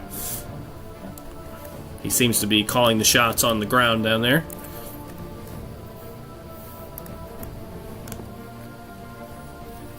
Uh, 19. Yep. That'll hit. 18. Yep. Hits. 18, yeah, right. I'm sorry, I keep forgetting that -1. No, you're good. I got it. I'm actually remembering for once, which is rare. Appreciate it, yeah. There's a lot. There's a lot of this encounter had a lot of status effects on purpose to try to change some things up a little bit. Okay. So 11 so far. Yeah, 11 plus 4, 15. Plus plus 6, 6. 21. Yeah, you blast him again on the shoulder. Ah, God, take him down already. Fuck. You see him. He drops to a knee as he says that. Somebody please kill Yeah. And I would think at that point, as he goes down, you see this guy behind him. He's like, I don't know, man. We should probably get out of here. There's just a lot more of them than you said there was. Kind of saying that, and you hear some squabbling starting to form up. Yeah. And then as I hit him, I will. Sorry. I'm gonna try to move to this roof if it'll let me. I don't think it will, but I want to move over here. to this Oh, room. it should. I don't think there's any walls on there. Is there? It's, I think I took all the there's walls something off. blocking our vision. Oh, okay. I got it. Oh, there is a wall there. Okay. Okay. There we go. Like that. Yeah. So basically, I want to shoot, and then from that position, and then move so that if anybody, like, tries to hit me, they'll try to, shoot at that position. I guess. Yep. That's how I'll color that out. And Yeah, I like it. Yeah, you duck around. Karak, over to you. All right. I am with this grappled guy. I think I'm gonna try to hit him with my gauntlet twice. Okay. To try to topple it. Okay, go ahead. Make your first attack roll. AC First attack. 15 for this guy. Ooh. First one is a miss. Second one is a 16. Hit. And for 7 points of damage. Got it. Okay. You bash him and pull him down to the ground, trying to topple him. And you do. You drop him to the ground, wrestling style. Nice. He's down. Anything else? I think that covers it. Okay. You hear this guy, he actually says that about Aaron, and take him down. Kind of looking through the smoke that's now clearing, like, all right, take him out. Then let's get out of here. You two, get him. They're going to step forward, but they engage with you, Kevin. Seeing you're kind of blocking him, they will each swing their hammers once at you. And these literally look like a metalworking hammer. Kevin, first one. 14 is a miss. Second one. 19. What's a hit? Connects with his little hammer for 6 points, bludgeoning. Oh. Bats you over the head.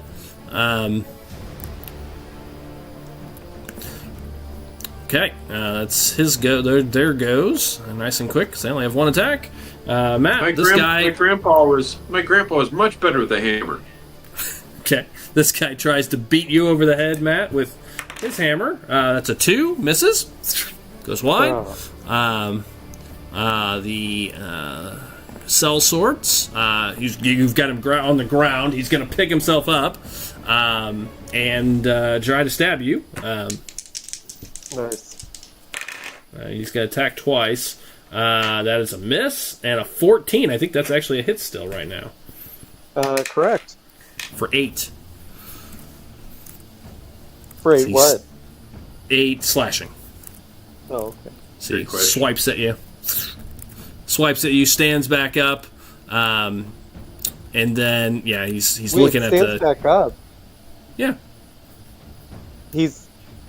Can he stand up? Why couldn't he? He's Well, grappled. he's and grappled, toppled. so he has 0 movement. You're right. He would have to stay down. So you're kind of holding him down. So he's trying to get up, just stabbing you, trying to get up. I like it. Nice. Okay. This guy sees that nobody's getting through. He's gonna finally, seeing that there's a clear shot, is going to jump up on top of the fountain, run through the water. 15 towards this guy, and he is going to attempt to stab him. Now, at this moment, there are 2 of you within striking distance. Either one of you may use your reaction to intercept the attack if you wish. Do it. You're going to do it? Intercept the starred man. Okay, you try to jump in front. All right. So he attempts to stab you instead as you leap in front. The roll to hit, Kevin, is a natural 20. That's about right. You literally just go "Ah!" As he hits, and then pulls the blade out for another 23 to hit. So he just kind of and then slashes across. That hurt. Luckily, these guys don't do a lot of damage. Vincent would have been bad. This guy, 18 points total between the two attacks. Whoa. As you, That's a lot of damage for me. but very heroic. You leap in front of it as you just take a stab right in the gut. While I'm laying down, oh, Karak, I am a hero. That was very heroic. I love it. I love it so much. All right, that's everybody on the ground, I believe. Yes, it is. Except for the archer up there, who will, this round, take 2 shots where you were, and they just go wide and kind of... wait a minute, did you... Yeah, you shot first, so yeah. Goes wide. Good color. That's what he'll do. Okay. That's the end of the round. No, it's not. It's the end of the bad guy round. Willywa, followed by Urskar. Thank you. I'm gonna throw a little slow up here. You are. I'm going to go up another 20 Jesus. and Okay. shoot at Benson. Okay. Is he still around? I can't see. He is still around. Okay. I'm going to shoot that guy twice. I mean, at this point, if you're going to up another 20, that's 60. I think you'd be at the edge of your night vision to even see him at this point. That's fine. So you could still shoot at him. It'd be even shots because it'd be disadvantage and then advantage because he can't see you if you wish. But yeah, he's kind of lost in the shadows now.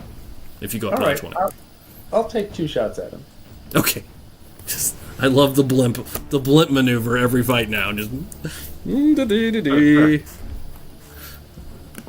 oh, that's a miss. First shot is a 12. The second one's a 17.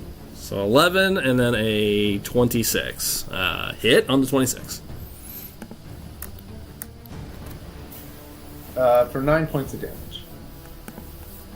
Ow. He does have his reaction back. I'll use my last. I think he's gonna have to. Last superiority dice. Which was 9. That one he Correct. blocks entirely to the side. Uses his last dice up, though. I rolled an 8, so 12. Plings it aside. Alright, anything else? Nope, that's it. Urskar. Well, I'm out of superiority dice at least. You've drained him of that. And my... Yep. Oh, yeah. And I will try to do some damage here. So, Okay. I get my 5 points back. Okay, that could be crucial. So, 2 hits, please. Okay, let's see. I don't think reckless. you've connected twice yet. Yeah, reckless on both, so I can make it even here. Yep. Fighting in the dark is definitely not your specialty. Correct. But 14. Misses. Blocks it aside. So this battle of the Titans continues, 20, and that's a hit. 23. 50-50 every time. I rolled low the first time, so 9. 9 plus. Ow. No reaction this go. Oh, more. 17. That hurt. And topple. You see he's bleeding heavily now. It does not topple that turn. Actually jumps over the side of it as you try to trip him. Not this time. I've got that maneuver down. he's talking. That's all I got. So, Okay, that is, and that goes back to him at the top of the round. But first, Kevin, make a D20 for Tarek as he got back to work this round. He did. 17. You see the light start to fizzy on. You see a little bit of a, it's not fully adjusted, but you see it kind of like it did the first time, kind of pops on.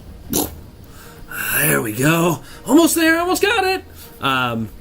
He says, and what round is this? This is round 10. Perfect. I need everybody at the top of the round to roll a charisma save.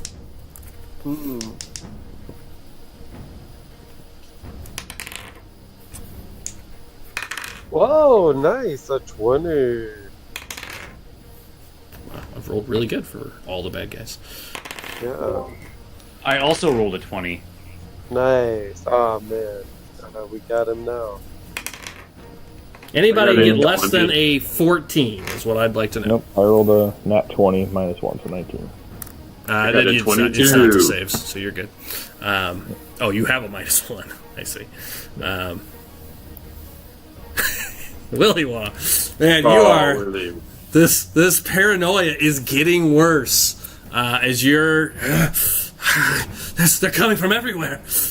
They're coming from the roofs. From the, you just start getting this as you're getting higher, like they're everywhere, like ants. As this paranoia gets worse. Lack of oxygen up there. Yeah, could be that. I'm only up 60 feet. Well, you gotta explain it somehow. You see, however, Drew, you hear this one kind of. We shouldn't be here. We gotta go. This one runs. Oh, good. All right. Vincent continues his barrage at Jay, trying to take him down. He's going to come at you one more time, at least. See how it goes. You've been a good adversary. But it's time to end this. That's a hit. And second attack is a hit. 2 hits. Half this plus sneak attack damage. Total of 24, half to 12 between the 2 attacks. Continuing to shrug, bleeding now a little bit, I think. Yeah, 35 and 75. Yep, officially bloodied as he stabs you. Not so strong as we thought. And that's his whole go. But actually, he is going to, as an automatic action, he is going to move. No attack of opportunity. He's going to back up. His movement is reduced by 10. Thank you. 15, 20. He's going to start backing down the alley. Kind of looks out at what's going on. He's seeing people starting to run and what have you. You see him kind of do a quick once over, like, and starts backing up a little bit this round. Okay. After that, it is, I believe, Alonis. These balls are made out of pussy.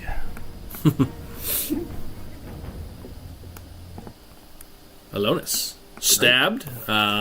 Good and proper. All right, I was muted.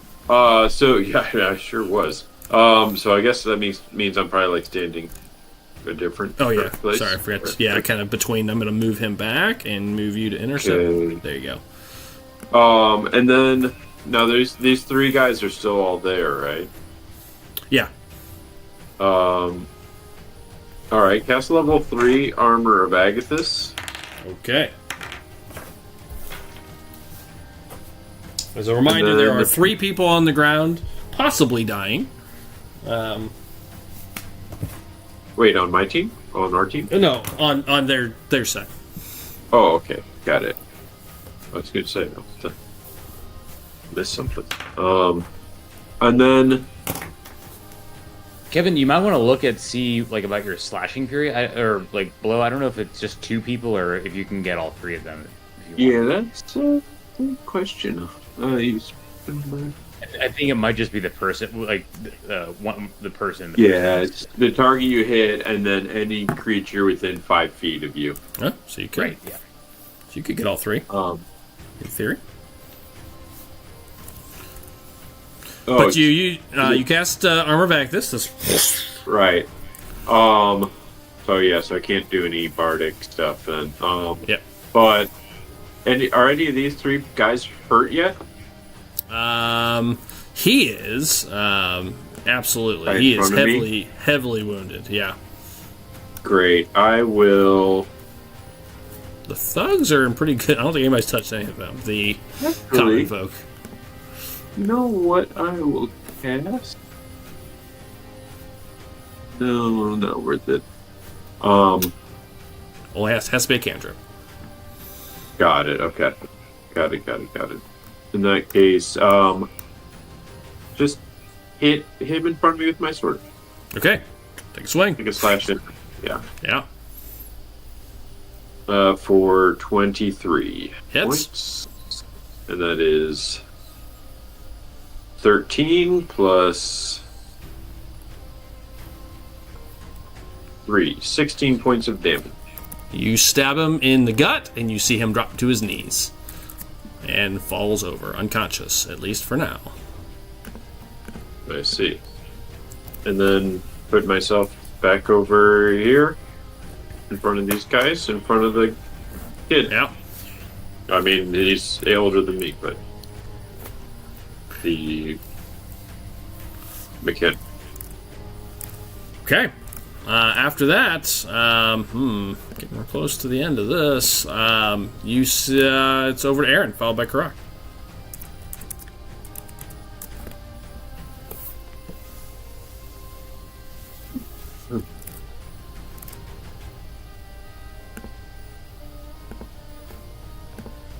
Aaron? Sorry, I was off. Doug, can you please move me over here? It's still Yep. giving me the wall problem. Yeah, there probably is just a gotta- bunch of walls there. Yeah. Run over, yeah. run over down the wall and that kind of stuff. Yep. Cool, that works. I can see Vincent, and I'm going to shoot them. Yeah, you can see Vincent down the alleyway now. See him kind of backing away from Jay. Sword kind of held it to the ready. And he can't see me, correct? Correct. Just human. Nat does 20. He does have blind fight. That's a hit. Crit. That is. All right. So D8 plus 4. So 12 plus 4 is 16. Plus 6 is 22. Plus the D6 and a D8. 22 plus that. 26. 4. Plus 4. 30 points on the dot. So you see this time he drops down to a knee. Jay, very bleeding everywhere. God. Where'd he come from? Can't you see you? He looks heavily wounded. Now, critically wounded. And let me see real quick. Where is it? Sorry, I have to look for it. I don't think Jay is within 60 feet of me. He might be. No, I doubt it. You're about 80 feet. 60 and about 15 up. 10, 12 up. Okay, Just never out of mind. range. Sorry, Jay. Okay. Just out of range for a healing word. Sorry. Okay, anything else, Drew? That is you my can move turn. forward. I don't think you moved your full movement. If you want to move up, you can get to him. I didn't. Yeah, I can. I will I do can, that. Yeah, if I just move you up 10, you're fine. Yeah, you can healing word. And then I'll do a healing word on Jay. Okay, good. Even though it's about ready to be over, but nevertheless. Jay, take 10 back. There you go. We're probably going to stop at the end of this round, which we're getting close to tonight. All right. After that, it is Karak. Bloody Karak. Alright. And I've still got this guy here. Yes, you do. And I think I'm just gonna...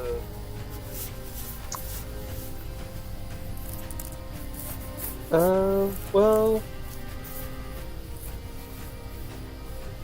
we got a fountain nearby, right? There's a fountain right behind you. Yep, right next to. Elonis is basically standing on the edge of it. I'm gonna roll over and shove his head into the fountain. All right, you're gonna pick him up, Hold kind of it drag there. him up. Oh God. Yeah. Okay. I love it. All right, yeah, you drag him over there, give him a old low town swirly into the old fountain. Okay. Yeah, you jump him in, and he is now not breathing. So he does see it coming, so he does get to take a breath. beforehand, and yeah, he's being held underwater. Nice. While I hold him, can I try to like punch him in the stomach once to Sure, yeah, just expel kind air? of sure, yeah, I love it. Go. You do? All right, 18 to hit. That'll do it. Yeah, that'll do it. Nice.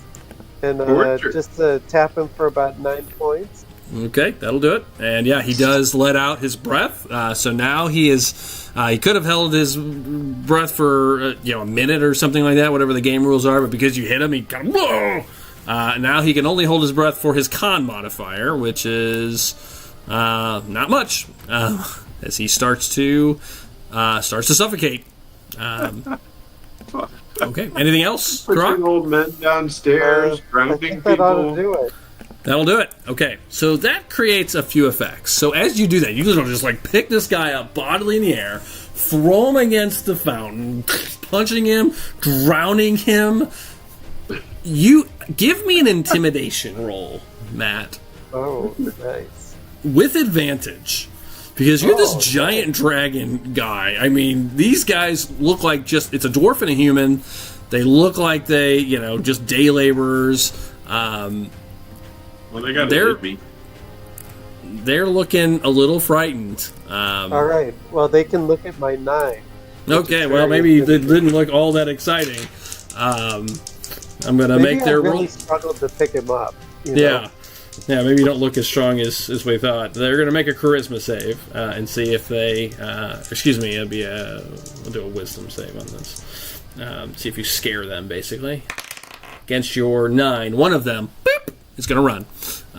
One of them does not. The guy who's engaged with Kevin probably more directly is like, no, I'm going to take this little guy down. The other one runs. Kevin, attack of opportunity if you wish. Otherwise, this guy's definitely. running. Whack him. Okay.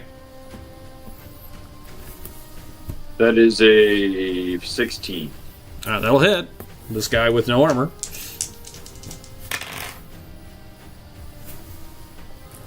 That is 14 Okay. plus 6, 20, max out. Dead. Nice. Unconscious. This guy goes unconscious. Okay. All right. He is unconscious. The other guy, as you slash him with his cold. I forgot to roll the other guy. He saw you. Nope, he's staying too. Sees his opportunity with Matt busy and your reaction used focused. So this guy is going to try to hit you with his hammer. 2 misses.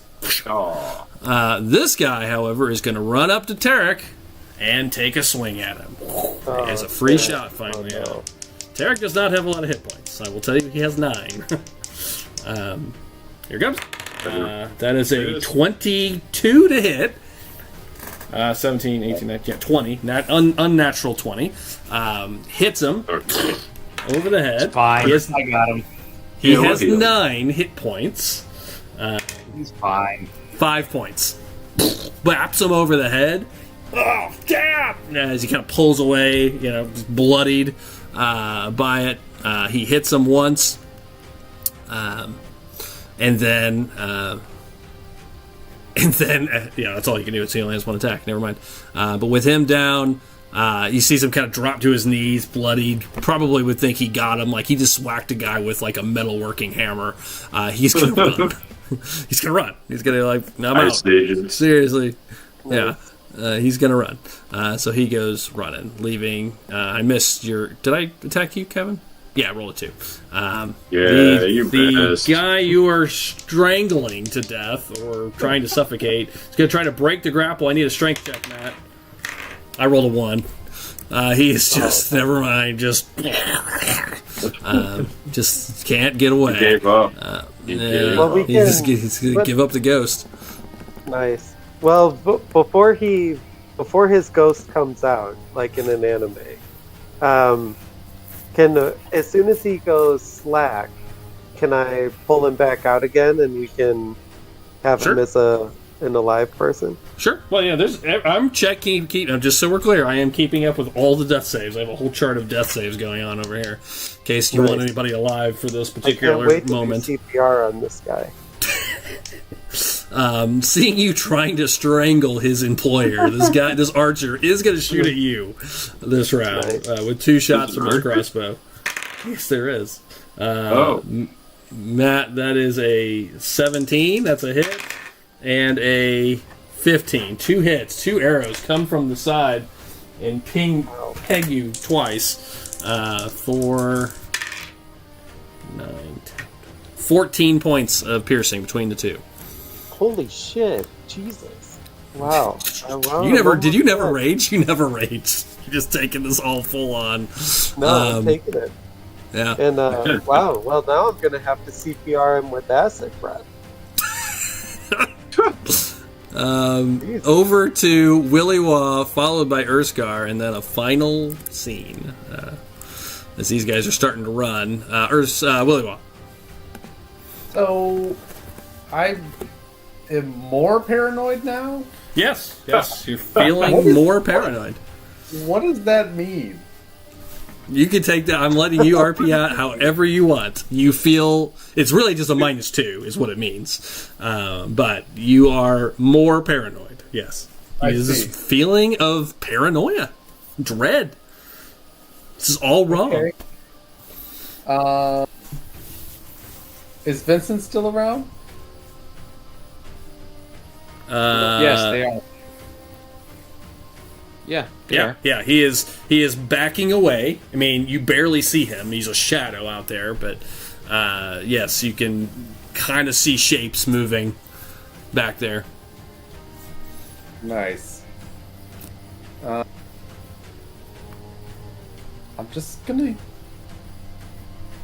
gonna yell out "die," and I'm gonna kill him. Okay. All right. Oh no, I'm not shooting an arrow. Oh. I'm going to crush him. And splatter him all over the ground. Oh, okay. Please tell me more.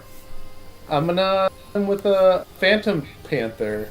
Okay. And I'm gonna cast a Boorish Sign before I do. Okay, what does that mean? It's gonna max out the damage. Okay. And is there a save? There's a Strength 15 save for the Phantom Panther spell. That's a 4. Okay. Wow. It's gonna automatically do 48 points of force damage to him. It literally, Jay, basically you see as he's backing away, you just see the shadows just like eat him. Just like, that's what it would look like to you. It's just like the shadows just kind of shape and move around, and you just see his whole body just kind of like, like a weird like horror movie, like contort and he is down technically, so unconscious currently. Kind of fucked up. He'll take 12 points of damage at the start of each of his turns. Oh, that'll kill him. And I start floating back down because it's another concentration spell. Oh, okay, got it. So you start floating down as you kind of hold that. Urskar, over to you. I will just move. I kind of see the light, and I see kind of, I guess, what's going on with the light. There's really nobody around me, from what I can tell. Looks like I just got destroyed, so I'll just make my way back towards this light. And then See, it's got a little light now. Starting to glow. Figs that are on there. Is there still 2 guys left that are figs? There's one guy being drowned in the pond or in the fountain, and the other guy is one of the what looks like a day laborer. Just kind of wearing his just coveralls and a hammer, no armor, swinging at Kevin currently. I will run over and grapple him, and copy Karak and start drowning him as well. Oh God. Okay. Oh my God. This just became rated R. Okay, I mean, all right, you grapple him. That's an athletics check. Oh, you actually rolled pretty good. Wow, he rolled really good. Let me read that. What do you got? Dirty 20. Oh, just missed him. Hold on, actually, let me double check that. I rolled a 19. I think he has a +2, but let me check real fast. See if he. What is this guy? This is one of the day laborers.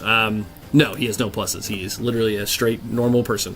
Yeah, you grabbed him just barely. Dirty 20. He almost slips out underneath you, but you kind of grab his shirt, and yeah, you just dump him in the water.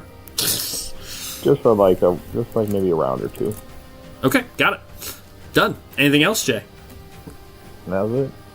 Okay. End of the round. Beginning of the next round. First, I have to roll a ton of death saves. Hold on, real fast.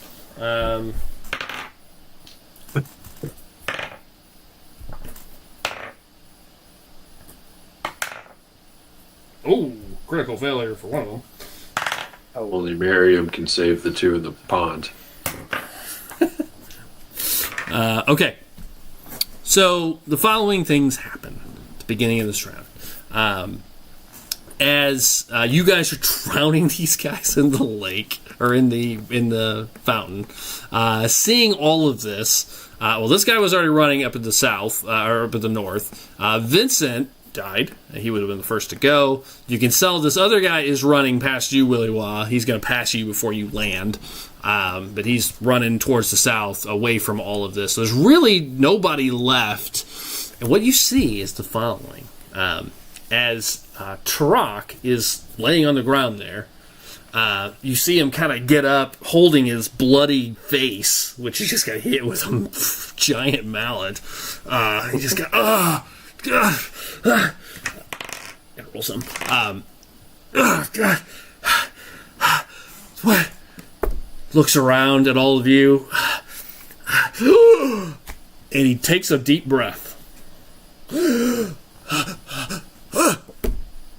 Grips his chest. Oh. Drops down onto his shoulder. And you see him roll onto his back and just kind of go like limp. That's what you see at the beginning of the round. Oh no. We And should have then- taken him so we got the experience. What's that? We should have Yes. punched him so we got the experience. And what you see, this all happens sort of in a moment. What you see is he rolls over, does that. You see him kind of laying on the ground there. You see his two arms break upwards, like some invisible force. You see him just crack. Oh. You see his legs do the same as his whole body arches up, like he's like into like a bridge, like kind of the old bridge you did like in gym class, except his arms are bent the wrong way as you see his whole body lift up. That was not what I expected that to be. Of course, horse is running. Yeah, horse is running. But you see his whole back lift up in horror, and you see his inner body kind of split. Oh. And you see his whole body just sort of kind of split outwards. You see, and where his body is, Matt, as you're kind of drowning this guy, you turn and you see this. Everybody else kind of sees it. I guess Elonis, you're there, and Drew, you're about to cast. As you see him just kind of doing one of these numbers, and then as his body splits, you see the skin, bone, and kind of sinew just erupt, and you see a blackened figure laying where his body was. You see two black legs, two black arms, a giant kind of head kind of erupts out from his face with 5 or 6 long tentacles coming out of its mouth. 2 bright purple eyes glow as he's laying there, and he starts to, and it just gets up onto 2 knees. I want to be clear because it has some looks to, as I just described it, it is not an illithid. That's But you see this kind of blackened, slick-looking figure kind of just gets up and lets out a howl. It's a howl that just Drew, Joel, and Urskar feel it in your body, in your bones. As this thing rips out this howl, you oh! It scares you. This is the source of your fear. It comes. You feel it take presence as it just gets up, lets out this howl. At the start of the round, I need anybody that has taken damage. If you've not taken damage, I think it's everybody in this particular case, except for Joel. Everyone else, I need you to make a con save at the start of the round and the end of the game for tonight. A quick con save, please. I'm too paranoid to take damage. You are. Boy. Oh. An 11. 13. 13, 11. Drew? I got a 9. Okay, so that's a fail, a fail, a fail. Karak, you are good. Everybody else failed. You do not take any effect from this, Willy Wah, but as it howls, and you see it stand up, it you see it kind of stretch and pull its arms to the sides. As it opens its mouth and these tentacles, you feel something pull out of your wounds, out of your life, out of your essence, and each of you feel this sapping kind of energy. You see it; it's physical. You see this energy, this red kind of magical light come from each of you and just kind of pull into him. And you're going to each take some damage, some necrotic damage, if that matters. I think it does for one of you. Yep. So you will take this at half. Matt, you will take this at half because you succeeded. Everybody else will take this at full.